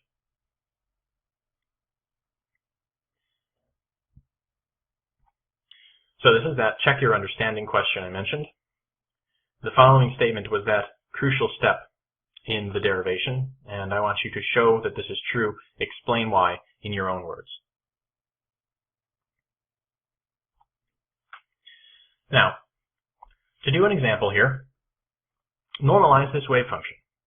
What that means is that we're going to have to find a constant, and I've already put the constant in the wave function, a, such that the integral from minus infinity to infinity of the squared absolute magnitude of psi of x, in this case, I've left the time dependence out, is equal to 1. And same as in the last problem, the first thing we're going to do is substitute the squared absolute magnitude of psi for psi star times psi. The other thing I'm going to do before I get started is notice that my wave function is 0 if the absolute value of x is greater than 1, meaning for x above 1 or below negative 1. So instead of integrating from minus infinity to infinity here, I'm just going to focus on the part where psi is non-zero and integrate from minus 1 to 1. Integral from minus 1 to 1 of psi star, which is going to be a, e to the ix is going to become e to the minus ix, and 1 minus x squared is still going to be 1 minus x squared. Now, I haven't complex conjugated a because part of the assumption about normalization constants like this is usually that you can choose them to be purely real. So I'm not going to worry about taking the complex conjugate of a just to make my life a little easier. Psi, well, that's just right here, a e to the ix 1 minus x squared. I'm integrating dx. This is psi star, this is psi, integral dx from minus 1 to 1, should be equal to 1. So let's do this. We end up with a squared times the integral from minus 1 to 1 of e to the minus ix and e to the ix. What's e to the minus ix times e to the ix? Well, thinking about this in terms of the geometric interpretation, we have e to the ix, which is cosine theta plus I sine theta. You can think about that as being somewhere on the unit circle at an angle theta. Minus ix, or minus I theta, would just be in the exact opposite direction. So when I multiply them together, I'm going to get something that has the product of the magnitudes. The magnitudes are both 1, and it's purely real. You can see that also by looking at just the rules for multiplying exponentials like this. E to the minus ix times e to the plus ix is e to the minus ix plus ix, or e to the 0, which is 1. So I can cancel these out. And what I'm left with is 1 minus x squared, quantity squared, dx. Plugging through the algebra a little further, a squared, integral minus 1 to 1, of 1 minus 2x squared plus x to the 4th dx. You can do this integral equals a squared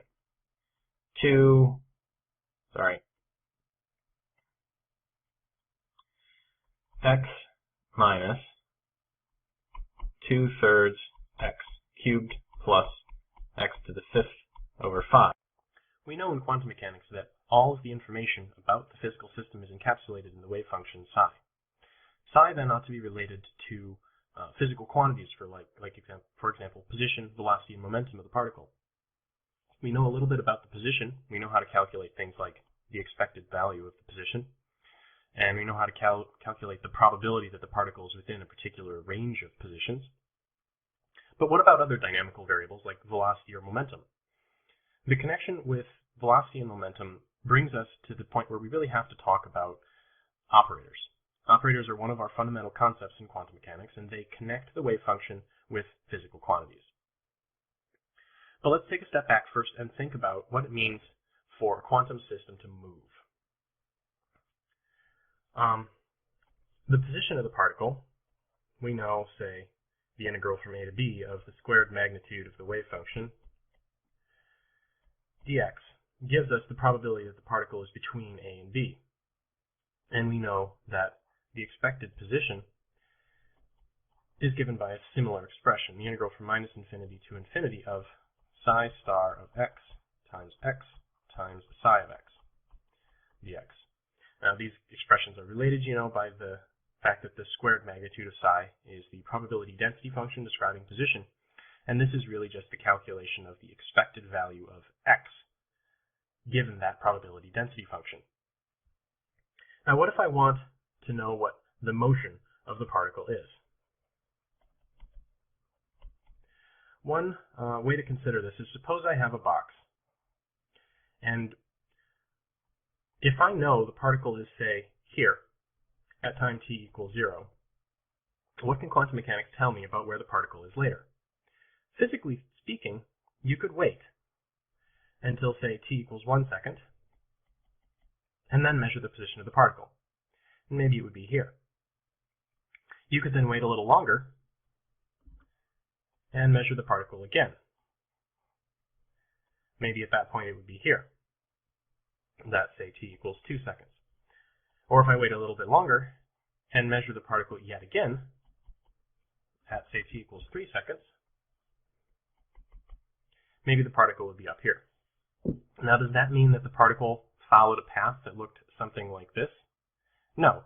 We know that the position of the particle is not something that we can observe at any given time with impunity because of the way the observation process affects the wave function. Back when we talked about measurement, we talked about having a wave function that looked something like this, a probability density that looked something like that, And then after we measure the position of the particle, the probability density has changed. If we say measure the particle to be here, the new wave function has to accommodate that new probability density function. The fact that measurement affects the system like this means that we really can't imagine repeatedly measuring the position of a particle in the same system. What we really need is an ensemble. That's the technical term for what we need. What an ensemble means in this context is that you have many identically prepared systems.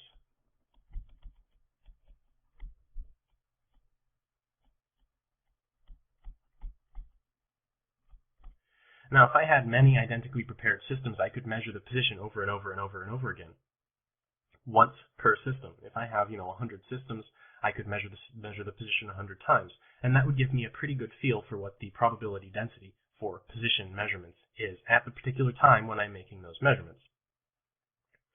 If I wanted to know about the motion of the particle, I could do that again, except instead of taking my 100 measurements all at the same time, I would take them at slightly different times. So instead of this being the same system, these would all be different systems that have been allowed to evolve for different amounts of time. And as such, the motion of the particle isn't going to end up looking something like that. It's going to end up looking like some sort of probabilistic motion of the wave function in space. What we're really interested in here, I should make a note of that.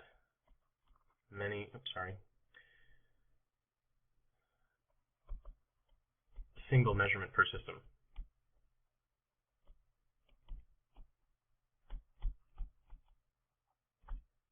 This notion of averaging over many identically prepared systems is important in quantum mechanics because of this effect that measurement has on the system. So what we're interested in now, in the context of something like motion, is, well, can we predict this? Can we predict where the particle is likely to be as a function of time?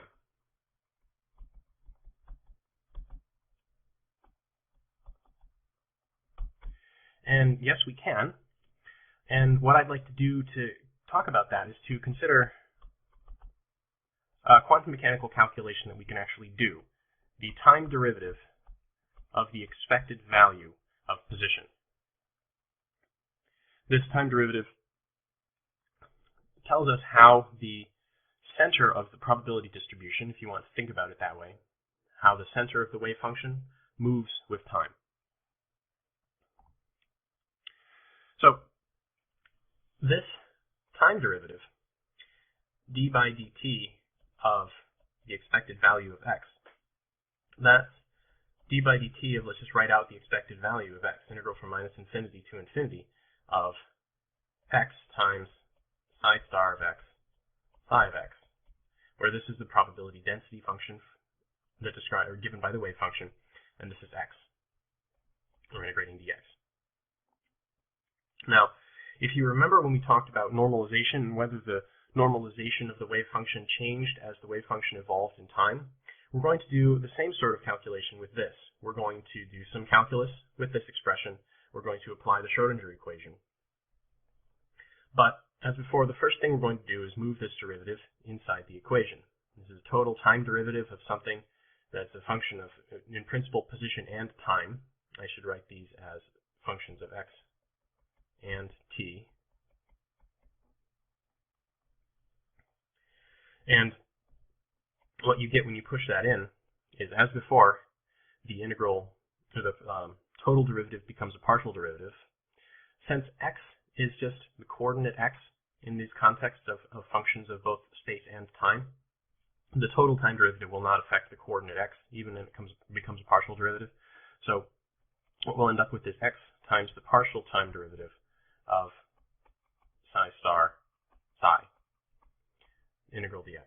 I'm not going to write the integral from minus infinity to infinity here, just to save myself some time. Now, if you remember this expression, the integral, or sorry, not the full integral, just the partial time derivative of psi star psi, that was what we worked with in the lecture on normalization. So if we apply the result from the electron normalization, and it's equation 126, yes, in the book, if we apply that, you can simplify this down a lot right off the bat. And what you end up with is I h bar over 2m times this integral x, and then what we substitute in. The equation 126 gives an expression for this highlighted part here in orange. And what you get is the partial derivative with respect to x of psi star partial of psi with respect to x minus partial of psi star with respect to x times psi. Integral still with respect to dx, of course. Now, if we look at this equation, we're making the same sort of progress we made when we did the normalization derivation. We had time derivatives here. Now we have only space derivatives. And we have only space derivatives in an integral over space. So this is definitely progress. Now we can start thinking about what we can do with integration by parts. The first integration by parts I'm going to do has the non-differential part just being x, and the differential part being dv is equal to, I'm not going to have space to write this here. I'm going to move stuff around a little bit.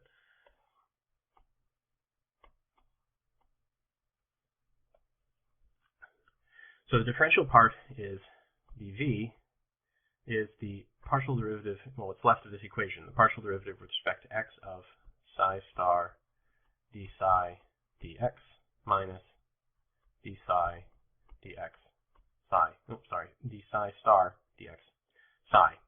And then there's the dx from the integral. Sorry, I'm running out of space. This differential part here is just this part of the equation. Now I can take this derivative, du dx, in my integration by parts procedure, du equals dx, and dv here is easy to integrate because this is a derivative. So when I integrate the derivative there, I'll just end up with v equals psi star d psi dx minus d psi star dx psi. Now when I actually apply those, that integration by parts, the boundary term here without the integral in it is going to involve these two. So I'm going to have x times psi star partial psi partial x minus partial psi star partial x psi. And that's going to be evaluated between minus infinity and infinity, the limits on my integral. The integral part, which comes in with the minus sign, is going to be composed of these bottom two terms. Integral of psi star partial psi partial x minus partial psi star partial x psi, and its integral dx from minus infinity to infinity. Now what's nice, I forgot something here. What did I forget? My leading constants. I still have this I h bar over 2m out there. I h bar over 2m is multiplied by this entire expression. Now, the boundary terms here vanish. The boundary terms in integration by parts in quantum mechanics will often vanish because if you're evaluating something at, say, infinity, psi has to go to 0 at infinity, so this term is going to vanish. Psi star has to go to 0 at infinity, so this is going to vanish. So even though x is going to infinity, psi is going to 0. And if you dig into the mathematics of quantum mechanics, you can show convincingly that the limit as x times psi goes to infinity is going to be 0. So this boundary term vanishes, both at infinity and at minus infinity. And all we're left with is this. Yes. All you're left with is that. So I'll write that over. I h bar over 2m times the integral of psi star partial psi partial x minus partial psi star partial x psi integral dx. I'm actually going to split that up into two separate integrals. So I'll stick another integral sign in here, and I'll put a dx there. And I'll put parentheses around everything, so my leading constant gets multiplied in properly. And now I'm going to apply integration by parts again, but this time just to the second integral here. So here, we're going to say u is equal to psi, and dv is equal to, again, using the fact that when we do this integral, if we can integrate a derivative, that potentially simplifies things. So this is going to be partial psi star partial x dx. So when we take the derivative of this, we're going to get du is equal to partial psi partial x. And when we integrate this, we're going to get v equals psi star. Now, when we do the integration, when we write down the answer from this integration by parts, the boundary term here, psi star times psi, is going to vanish, again, because we're evaluating it at a region where both psi star and psi, vanish. So the boundary term vanishes.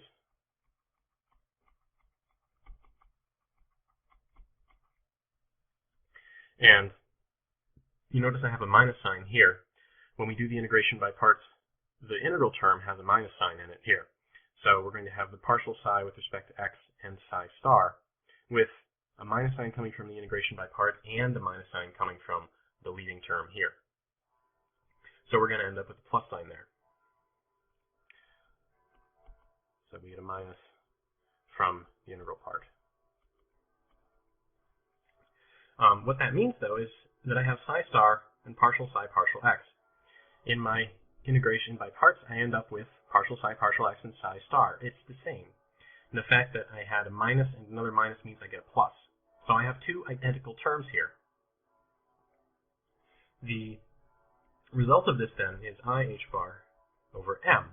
I'm adding a half and a half and getting 1, basically, times the integral of psi star partial psi partial x dx.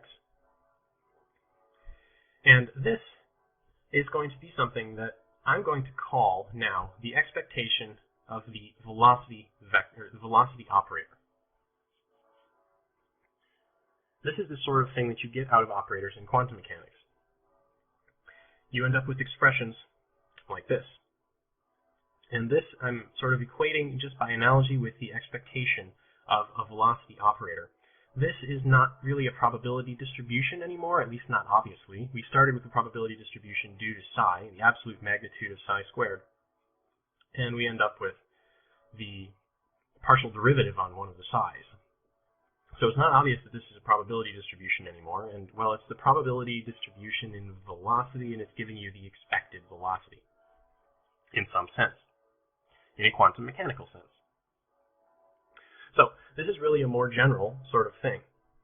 We have the velocity operator, the expectation of the velocity operator. Oh, and operator-wise, I will try to put hats on things.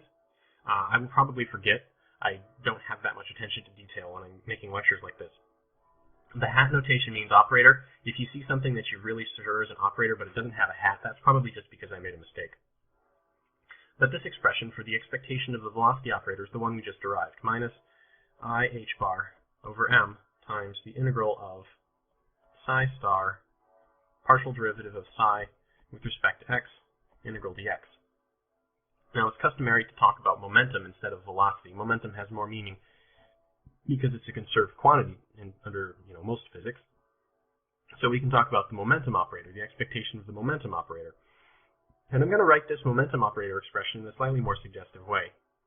The integral of psi star times something in parentheses here, which is minus I h bar, partial derivative with respect to x. And I'm going to close the parentheses there, put a psi after it, and a dx for the integral. You have the same sort of expression for the position operator. We were just writing that as the expected value of position without the hat earlier. But that's going to be the integral of psi star. What goes in the parentheses now is just x psi dx. So this you recognize as the expectation of the variable x, subject to the probability distribution given by psi star times psi. This is slightly more subtle. You have psi star and psi, which looks like a probability distribution, but what you have in the parentheses now is very obviously an operator that does something. It does more than just multiply by x. It multiplies by minus I h bar and takes the derivative of psi. Operators in general do that. we can write them as, say, x hat equals x times, where there's very obviously something that has to go after the x in order for it to be considered an operator. Or we can say the same for v hat. It's minus I h bar over m times the partial derivative with respect to x, where there obviously has to be something that goes here. Likewise for momentum, minus I h bar partial derivative with respect to x. Something has to go there. Another example of an operator is the kinetic energy operator. Usually that's written as T, and that's minus h bar squared over 2m. You can think of it as the momentum operator squared. It's got a second derivative with respect to x. And again, there very obviously has to be something that goes there. The operator acts on the wave function. That's what I said back when I talked about the fundamental concepts of quantum mechanics, and this is what it means for the operator to act on the wave function. The operator itself is not meaningful. It's only meaningful in the context when it's acting on a wave function. In general, wrong color. In general, the expectation value of some As an introduction to the uncertainty principle, we're going to talk about waves and how waves are related to each other. We'll get into a little bit of the context of Fourier analysis, which is something we'll come back to later. But the overall context of this lecture is the uncertainty principle. And the uncertainty principle is one of the key results from quantum mechanics, and it's related to what we discussed earlier in the context of the boundary between classical physics and quantum physics. Quantum mechanics has these inherent uncertainties that are built into the equations, built into the state, built into the nature of reality that we really can't surmount. And the uncertainty principle is one way in which those, or is the mathematical description. It's those relationships that I gave you earlier. Delta P, delta X is greater than about equal to h bar over 2. I think I just said greater than about equal to h bar earlier. We'll do things a little more mathematically here, and it turns out there's a factor of 2 there. To start off, though, conceptually think about position and wavelength. And this really is now in the context of a wave. So say I had a coordinate system here, something like this. And if I had some wave with a very specific wavelength, you can just think about it as a sinusoid. If I asked you to measure the wavelength of this wave, you could take a ruler and you could plop it down there and say, okay, well, how many inches are there from peak to peak? Or from zero crossing to zero crossing? Or if you really wanted to, you could get a tape measure and measure many wavelengths, 1, 2, 3, 4 wavelengths in this case. That would allow you to very accurately determine what the wavelength was. If, on the other hand, the wave looked more like this, give you another coordinate system here, the wave looked something like this,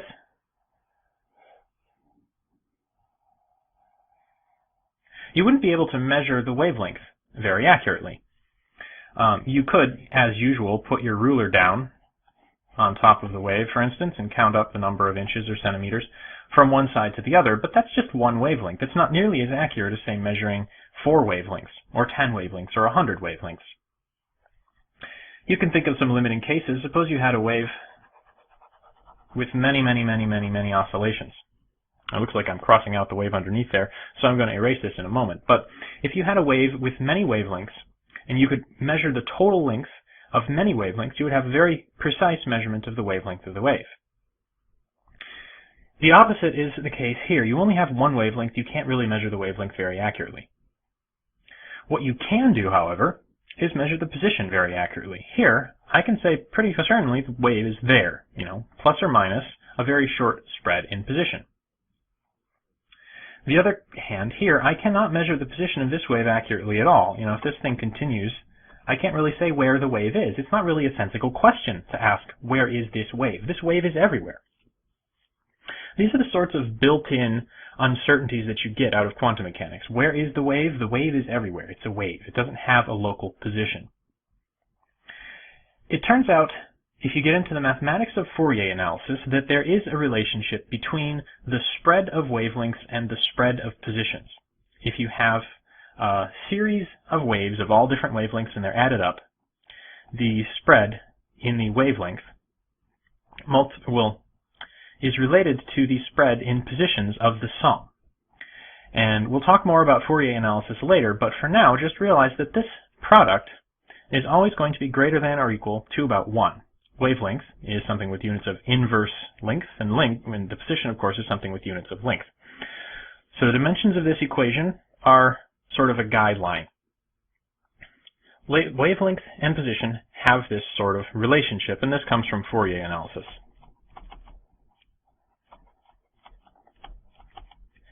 So how do these waves come into quantum mechanics? Well, waves in quantum mechanics really first got their start with Louis de Broglie. I always thought his name was pronounced de Broglie, but it's, well, he's French, so there's all sorts of weird pronunciations in French. De Broglie is my best guess at how it would probably be pronounced. De Broglie proposed that matter could travel in waves as well. And he did this with an interesting argument on the basis of 3 fundamental equations that had just recently been discovered when he was doing his analysis. This was in his PhD thesis, by the way. E equals mc squared. You all know that equation. You all hopefully also know this equation, E equals hf. Planck's constant times the frequency of a beam of light is the energy associated with a quanta of light. This was another one of Einstein's contributions, and it has to do with his explanation of the photoelectric effect. The final equation that de Broglie was working with was C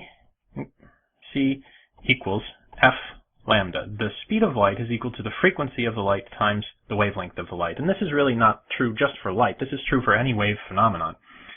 The speed, the frequency, and the wavelength are related. Now, if these expressions are both equal to waves, or are both equal to energy, then I ought to be able to say mc squared equals hf. And this expression tells me something about f. It tells me that f equals c over lambda. So I can substitute this expression in here and get mc squared equals hc over lambda. Now I can cancel out one of the c's, and I'm left with mc equals h over lambda. Now what de Broglie said was this is like momentum. So I'm going to write this equation as p equals h over lambda.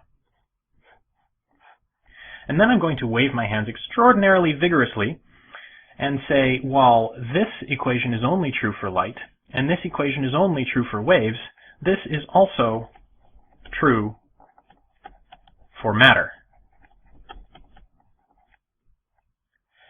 How actually this happened in the context of quantum mechanics, in the early historical development of quantum mechanics, is de Broglie noticed that the spectrum of the hydrogen atom, these bright line spectra that we were talking about, where a hydrogen atom emits light of only very specific wavelengths. Intensity as a function of wavelength looks something like this. But that could be explained if he assumed that the electrons were traveling around the nucleus of the hydrogen atom as waves, and that only an integer number of waves would fit. The one that I just drew here didn't end up back where it started, so that wouldn't work. If you had a wavelength that looked something like this, going around, say, 3 full times in a circle, that would potentially account for these allowed emission energies. That was quite a deep insight, and it was one of the things that really kicked off quantum mechanics at the beginning. The bottom line here, for our purposes, is that we're talking about waves, and we're talking about matter waves. So that uncertainty relation, or the relationship between the spreads of wavelengths and the spreads in positions that I mentioned in the context of Fourier analysis, will also potentially hold for matter. And that gets us into the position-momentum uncertainty relation. The wave-momentum relationship we just derived on the last slide was p equals h over lambda. This tells you that the momentum and the wavelength are related.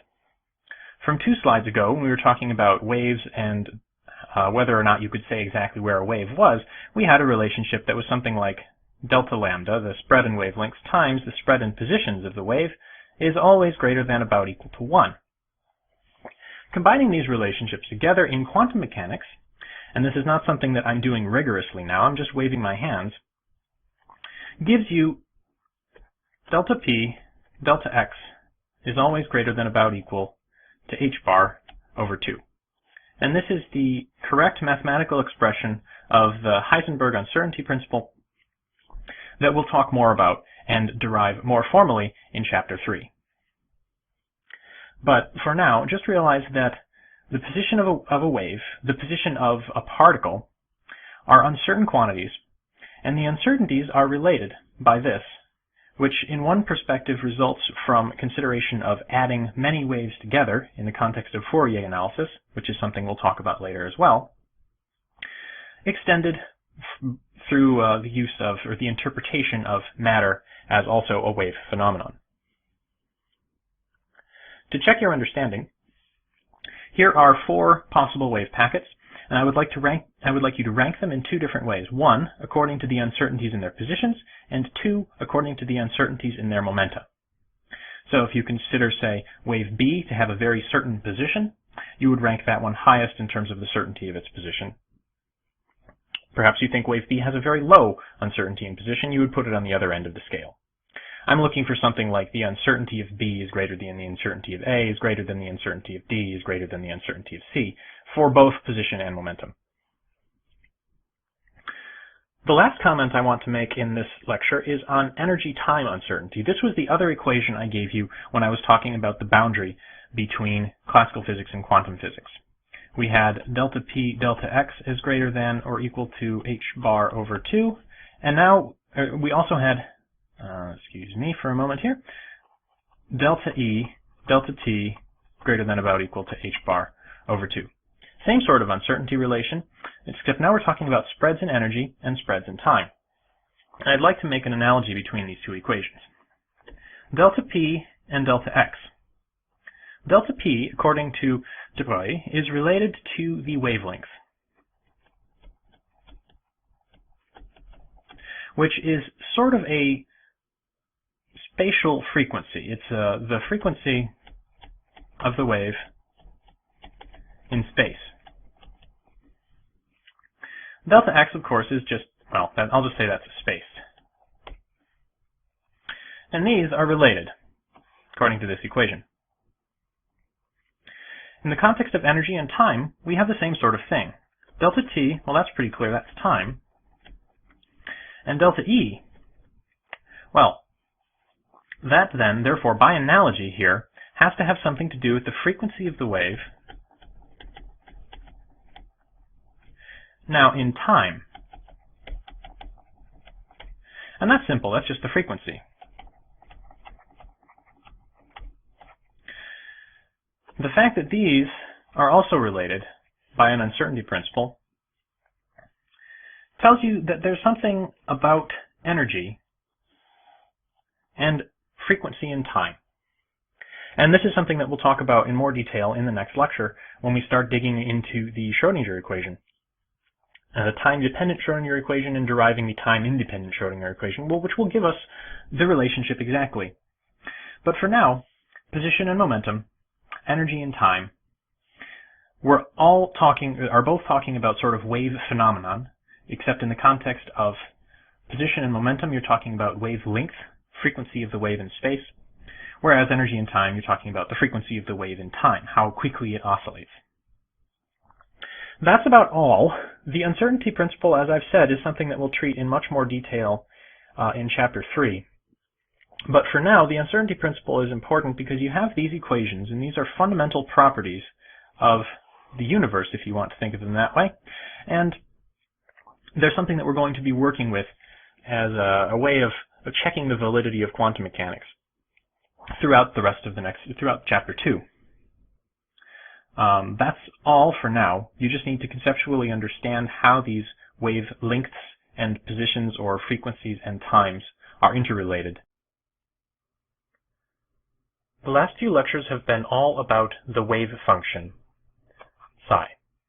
And since psi is such an important concept in quantum mechanics, really the first entire chapter of the textbook is devoted to the wave function and all of its various properties. Since we've reached the end of Chapter 1 now is a good opportunity to go and review the key concepts of quantum mechanics, in particular the wave function and how it is related to the rest of quantum mechanics. The key concepts, as I stated them earlier, were operators, the Schrödinger equation, and the wave function. Operators are used in the Schrödinger equation and act on the wave function. Your friend and mine, psi.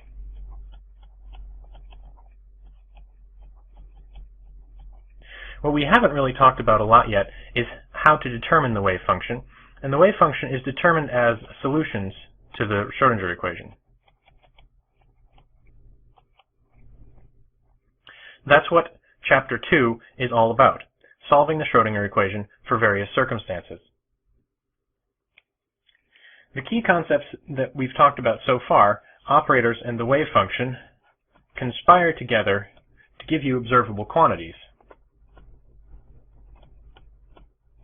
Things like position or momentum, or say the kinetic energy of a particle. But they don't give us these properties with certainty. In particular, the wave function really only gives us probabilities.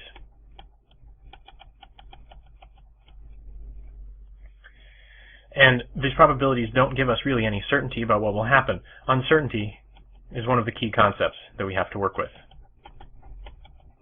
in quantum mechanics. So let's take each of these concepts in turn and talk about them in a little more detail, since now we have some actual results that we can use, some mathematics. We can put more meat on this concept map than just simply the concept map. First, the wave function.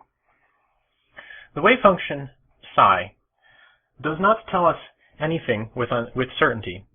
And it's a good thing, too, because psi, as a function of position and time, is complex.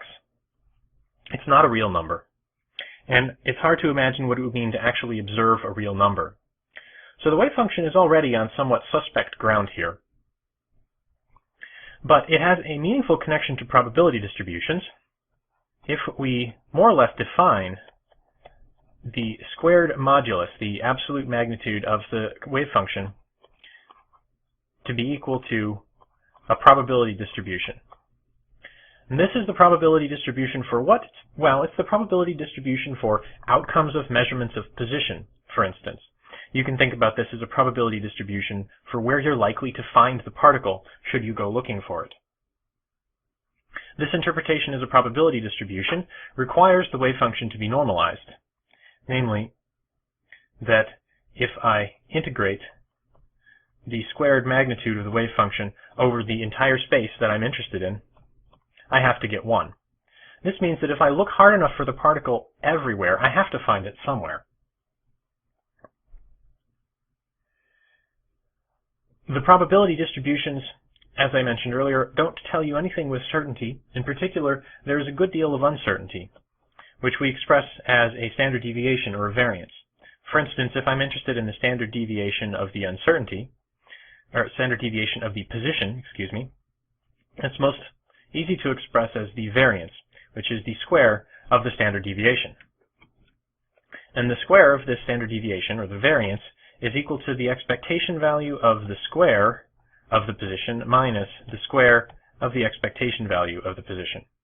And we'll talk about expectation values in a moment. Expectation values are calculated using expressions with operators that look a lot like these sorts of integrals. In fact, I can re-express this as the expectation of the square in terms of a probability distribution is just the x squared times multiplied by the probability distribution with respect to x, integrated over all space. This is the expectation of x squared. I can add to that, or subtract from that, the square of the expectation of x, which has a very similar form. And that gives us our variance. So our wave function, which is complex, gives us probability distributions, which can be used to calculate expectation values and uncertainties. This probabilistic interpretation of quantum mechanics gets us into some trouble pretty quickly. I'm going to move this up now, give myself some more space. Namely with the concept of wave function collapse.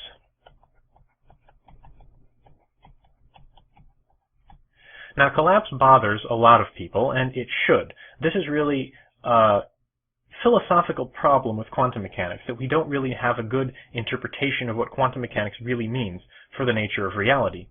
But the collapse of the wave function is more or less a necessary consequence of the interpretation of the wave function as a probability distribution. If I have some space, some coordinate system, and I plot on this coordinate system the squared magnitude of psi. This is related to our probability distribution with respect to position. If I then measure the position of the particle, what I'm going to get is, say I measure the particle to be here. Now, if I measure the position of the particle again immediately, I should get a number that's not too different than the number that I just got. And this is just sort of to make sure that if I repeat a measurement, it's consistent with itself, that I don't have particles jumping around truly randomly. If I know the position, I know the position. That's a reasonable assumption. What that means is that the new probability distribution for the position of the particle after the measurement is very sharply peaked about the position of the measurement. If this transition from a wave function, for instance, that has support here to a wave function that has no support here did not happen instantaneously, it's imaginable that if I tried to measure the particle's position twice in very rapid succession, that I would have one particle measured here and another particle measured here. Does that really mean I have one particle, or do I have two particles? These particles could be separated by quite a large distance in space, and my measurements could be not separated by very much in time, so I might be getting into problems with special relativity and the speed of light. And these sorts of considerations are what leads to the Copenhagen interpretation of quantum mechanics, which centers on this idea of wave functions as probability distributions and wave function collapse as part of the measurement process. Now, I mentioned operators in the context of expectation values. Operators are our second major concept in quantum mechanics. What about operators in the wave function? Well, operators, let's just write a general operator as Q hat. Hats usually signify operators. Operators always act on something. You can never really have an operator in isolation. And what the operators act on is usually the wave function. We have a couple of operators that we've encountered, namely the position operator, x hat, which is defined as x times. And what's it multiplied by? Well, it's multiplied by the wave function. We also have the momentum operator, p hat, and that's equal to minus I h bar times the partial derivative with respect to x of what? Well, of the wave function. We also have the kinetic energy, which I'll write as ke hat. You could also write it as t hat. That operator is equal to minus h bar squared over 2m times the second derivative with respect to position of what? Well, of the wave function. And finally, we have h hat, the Hamiltonian, which is an expression of the total energy in the wave function. It's a combination of the kinetic energy operator here, which you can see, first of all, as p squared. We have a second derivative with respect to position, and minus h bar squared. This is just p squared divided by 2m. P squared over 2m is a classical kinetic energy. The analogy is reasonably clear there. You add a potential energy term in here, and you get the Hamiltonian. Now, expectation values of operators like this are calculated as integrals. The expectation value of Q, for instance, is the integral of psi star times Q acting on psi over all space.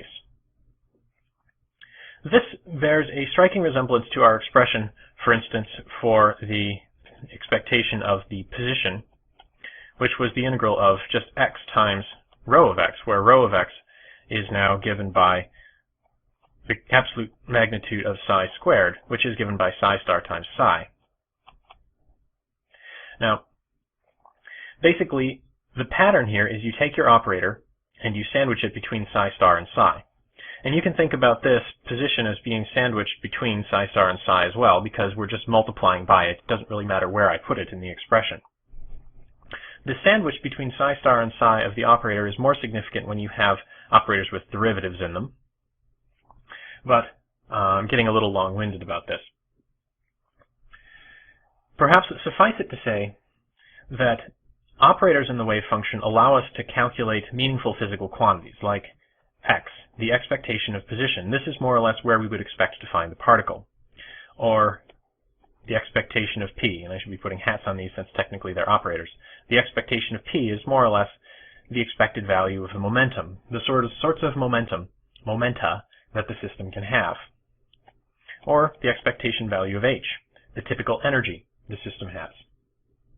And all of these are tied together in the context of uncertainty.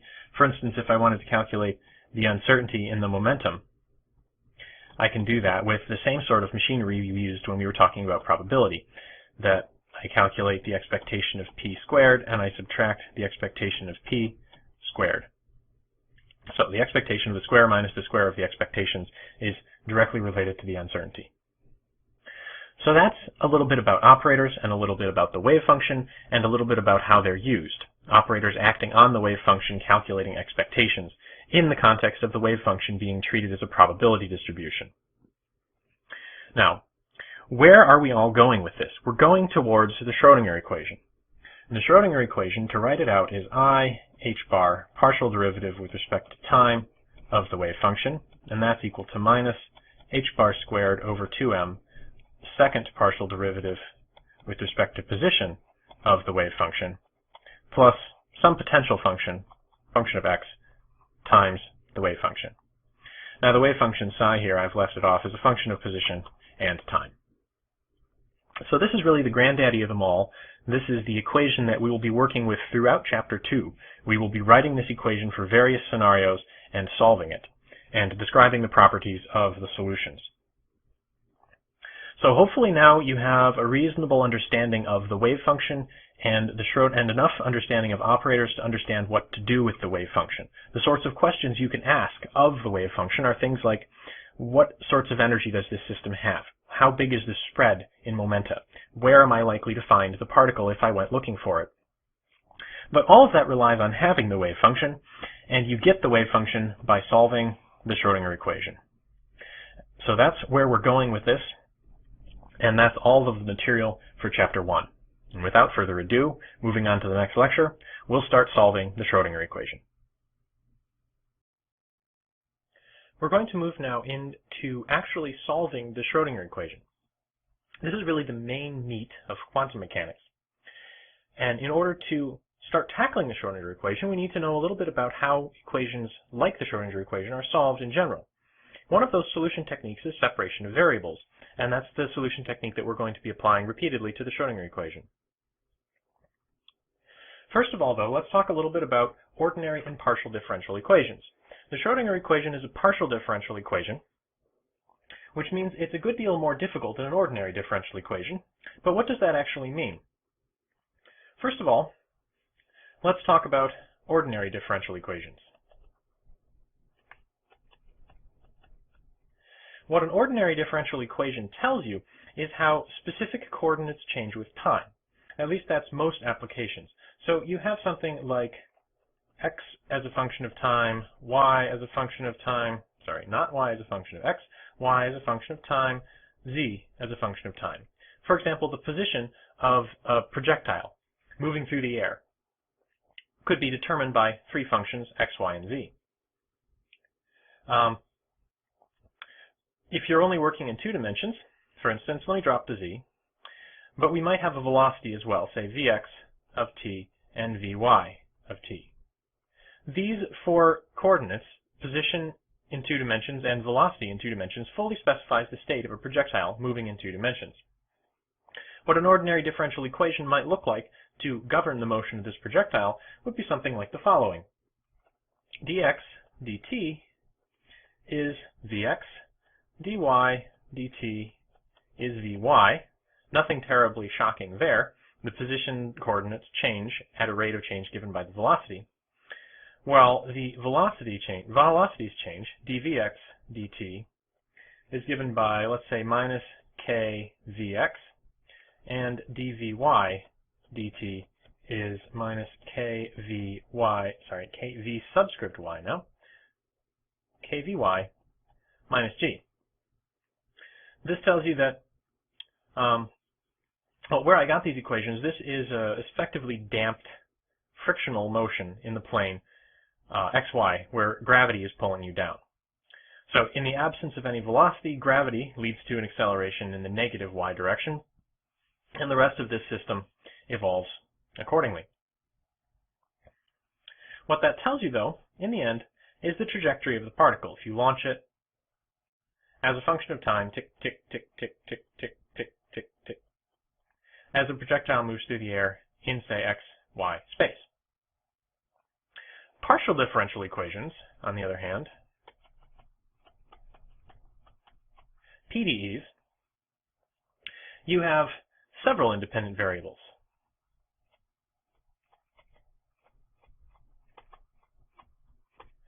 So where in an ordinary differential equation we only had time, and everything was a function of time, in a partial differential equation, what you're trying to solve for will have several independent variables. For example, the electric field, the vector electric field in particular, as a function of x, y, and z.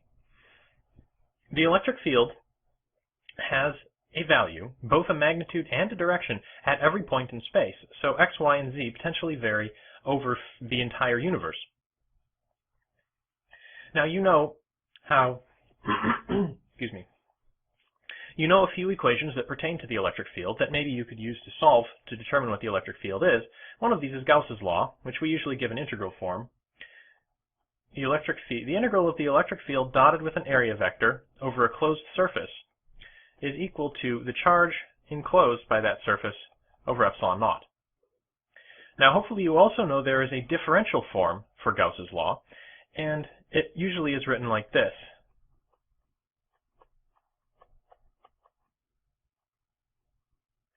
This upside down delta is read as del, so you could say this is del dot E, and this is a vector differential operator. I'm going to skip the details of this because this is all electromagnetism, and if you go on to take advanced electromagnetism courses, you will learn about this in excruciating detail. Perhaps suffice to say here that most of the time when we're trying to solve equations like this, we don't work with the electric field, we work with the potential, let's call that V, and this system of equations here, if you treat the electric field as minus the gradient of the potential, gives you this equation gives you the Laplace equation. Del squared V equals rho over epsilon naught. What that actually writes out to, if you go through all of the vector algebra, is the second derivative of V with respect to x plus the second derivative of V with respect to y plus the second derivative of V with respect to z, and I've left off all my squareds in the denominator here, is equal to rho over epsilon naught. This is a partial differential equation, and if we had some machinery for solving partial differential equations, we would be able to determine the potential at every point in space. And that would then allow us to determine the electric field at every point in space. This is just an example. Hopefully you're familiar with some of the terms I'm using here. The main solution technique that is used for partial differential equations is separation of variables. And separation of variables is fundamentally a guess. Suppose we want to find some function. In the case of electromagnetism, it's the potential, x, y, and z. The potential is a function of x, y, and z. Let's make a guess that v of x, y, and z can be written as x of x times y of y times z of z. So instead of having one function of three variables, we have the product of three functions of one variable each. Does this guess work? Well, it's astonishing how often this guess actually does work. This is a very restrictive sort of thing, but under many realistic circumstances, this actually tells you a lot about the solution. For example, the wave equation. the wave equation is what you get mathematically if you think about, say, having a string stretched between two solid objects. Now, under those circumstances, if you zoom in on, if you say, pluck the string, you know it's going to vibrate up and down. Mathematically speaking, if you zoom in on a portion of that string, say it looks like this, you know the center of this string is going to be accelerating downwards. And the reason it's going to accelerate downwards is because there is tension in the string, and the tension force pulls that direction on that side and that direction on that side. So it's being pulled to the right and pulled to the left, and the net force then ends up being in the downward direction. If the string curved the other direction, you would have effectively a net force pulling up and to the right, and a net force pulling up into, or a force pulling up into the right, a force pulling up into the left, and your net force would be up. This tells you about forces in terms of curvatures, and that thought leads directly to the wave equation. The acceleration, as a result of the force, is related to the curvature of the string. And how we express that mathematically is with derivatives. The acceleration is the second derivative of the position. So if we have the position of this string is u as a function of position and time, then the acceleration of the string at a given point and at a given time is going to be equal to some constant, traditionally written c squared, times the curvature, which is the second derivative of u with respect to x. Again, u being a function of position and time. So this is the wave equation. I should probably put a box around this because the wave equation shows up a lot in physics. This is an important one to know. But let's proceed with separation of variables. U, as a function of position and time, is going to be x, a function of, not time, x, a function of position, and t, a function of time. So capital X and capital T are functions of a single variable each, and their product is what we're guessing will reproduce the behavior of u. So if I substitute this u into this equation, what I end up with is the second derivative of x, t of t, with respect to time, equals c squared times the second derivative of x, t of t, with respect to position. So this hasn't really gotten us anywhere yet, but what you notice here is we have derivatives with respect to time, and then we have this function of position. Since these are partial derivatives, they're derivatives taken with everything else other than the variable that you're concerned with held constant, which means this part here, which is only a function of position, can be treated as a constant and taken outside of the derivative. The same sort of thing happens here.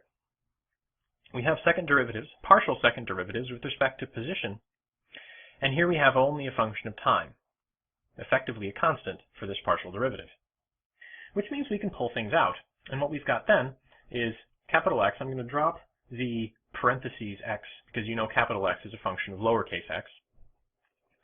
So you've got big X, second partial derivative with respect to time of big T, equals c squared, big T, second partial derivative of big X with respect to x. That's nice because you can see we're starting to actually be able to pull x and t out here. The next step is to divide both sides of this equation by xt, by basically dividing through by u. In order for this to work, we need to know that our solution is non-trivial, meaning if x and t are everywhere 0, dividing through by this will do bad things to this equation. But what you're left with after you divide by this is 1 over t, second partial of t, big T with respect to little t, and c squared 1 over big X, second partial of big X with respect to little x. This is fully separated. What that means is that the left-hand side here is a function only of t. And the right-hand side is a function only of x. That's very interesting. Suppose I write this function of t as, say, f of t. This part, let's call that g of x. I have two different functions of t and x. Normally you would say, oh, I have f of t and I have g of x, and I know what those forms are.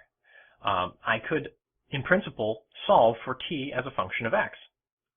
But that isn't what you're going to do, and the reason that's not the case is that this is a partial differential equation. Both x and t are independent variables. All of this analysis, in order for separation of variables to work, must hold at every point in space, at every x and at every time. So suppose this relationship held for a certain value of t and for a certain value of x. I ought to be able to change x and have the relationship still hold. So if I change x without changing t, the left-hand side of the equation isn't changing. If changing x led to a change in g of x, then my relationship wouldn't hold anymore. So effectively what this means is that g of x is a constant. In order for this relationship to hold, both f of t and g of x have to be constant.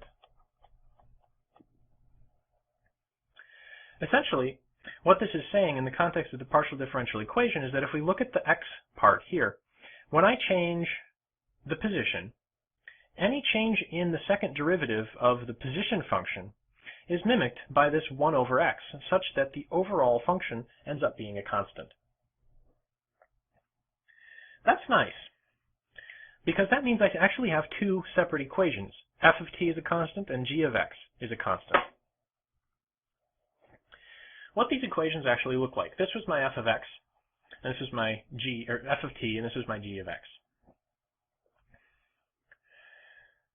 That constant, which I've called a here, and the notation is arbitrary, though you can in principle save yourself some time by thinking ahead and figuring out what might be a reasonable value for a. What's especially nice about these is that this equation is now only an ordinary differential equation. Since big T is only a function of little t, we just have a function of a single variable. We only have a single variable here. We don't need to worry about what variables are being held constant and what variables aren't being held constant.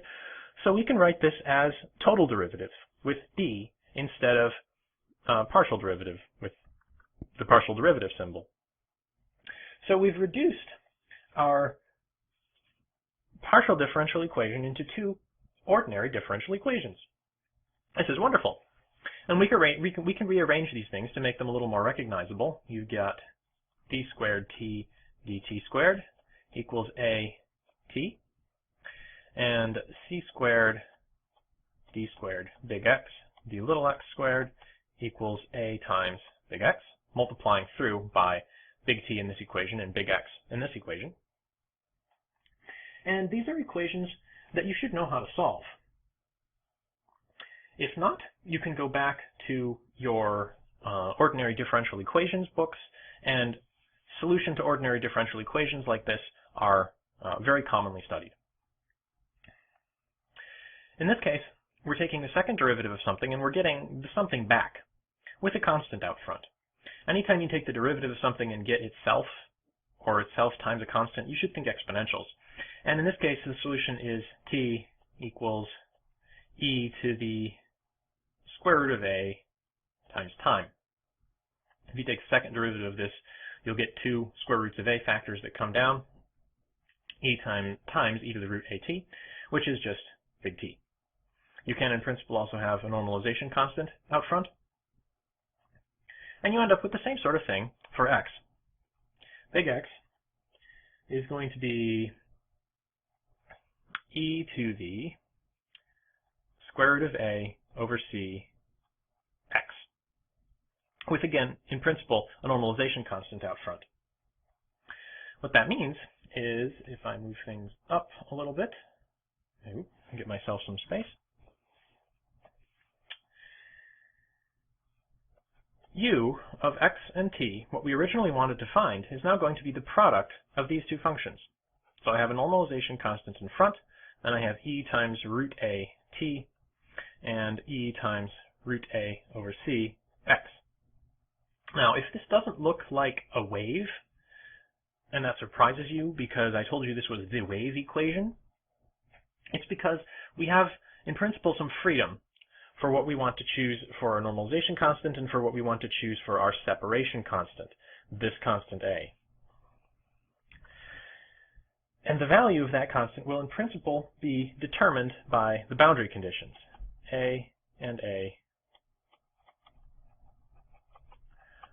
are determined by boundary conditions.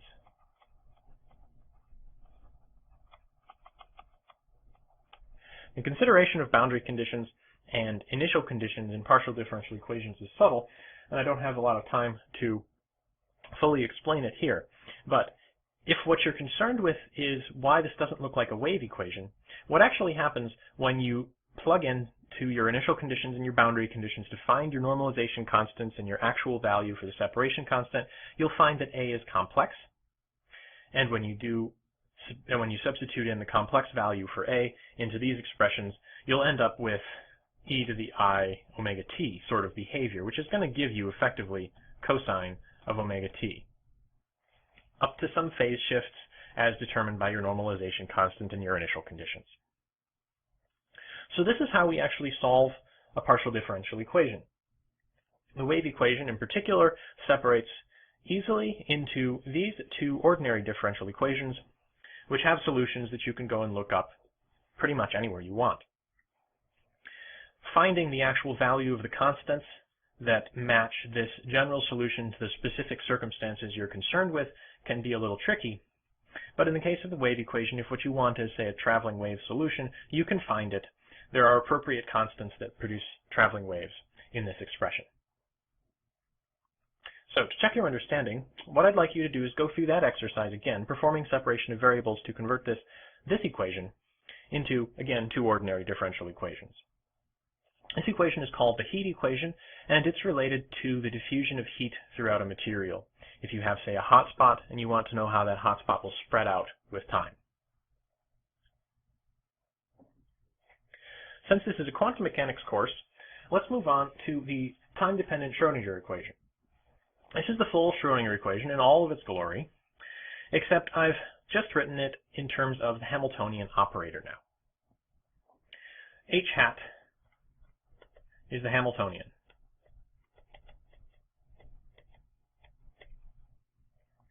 The Hamiltonian is related to the total energy.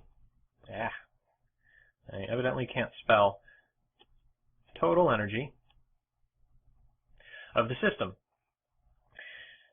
meaning it's, kinetic energy plus potential. And we have a kinetic energy operator, and we have, well, we will soon have a potential energy operator. What H hat actually looks like is it's the kinetic energy operator, which, if you recall correctly, is minus h bar squared over 2m times the second derivative with respect to position. And the potential energy operator is just it looks a lot like the position operator. It's just multiplying by some potential function, which here I'll consider to be a function of x. Now this is an operator, which means it acts on something, so I need to substitute in a wave function here. And when you do that in the context of the Schrodinger equation, you end up with the form that we've seen before. I h bar d psi dt equals minus h bar squared over 2m d squared psi dx squared plus v of x psi. So that's our Schrodinger equation. How can we apply separation of variables to this? Well, we make the same sort of guess as we made before. Namely, psi is going to be xt, where big X is a function of position and big T is a function of time. If I substitute psi equals xt into this equation, you get pretty much what you would expect. I h bar.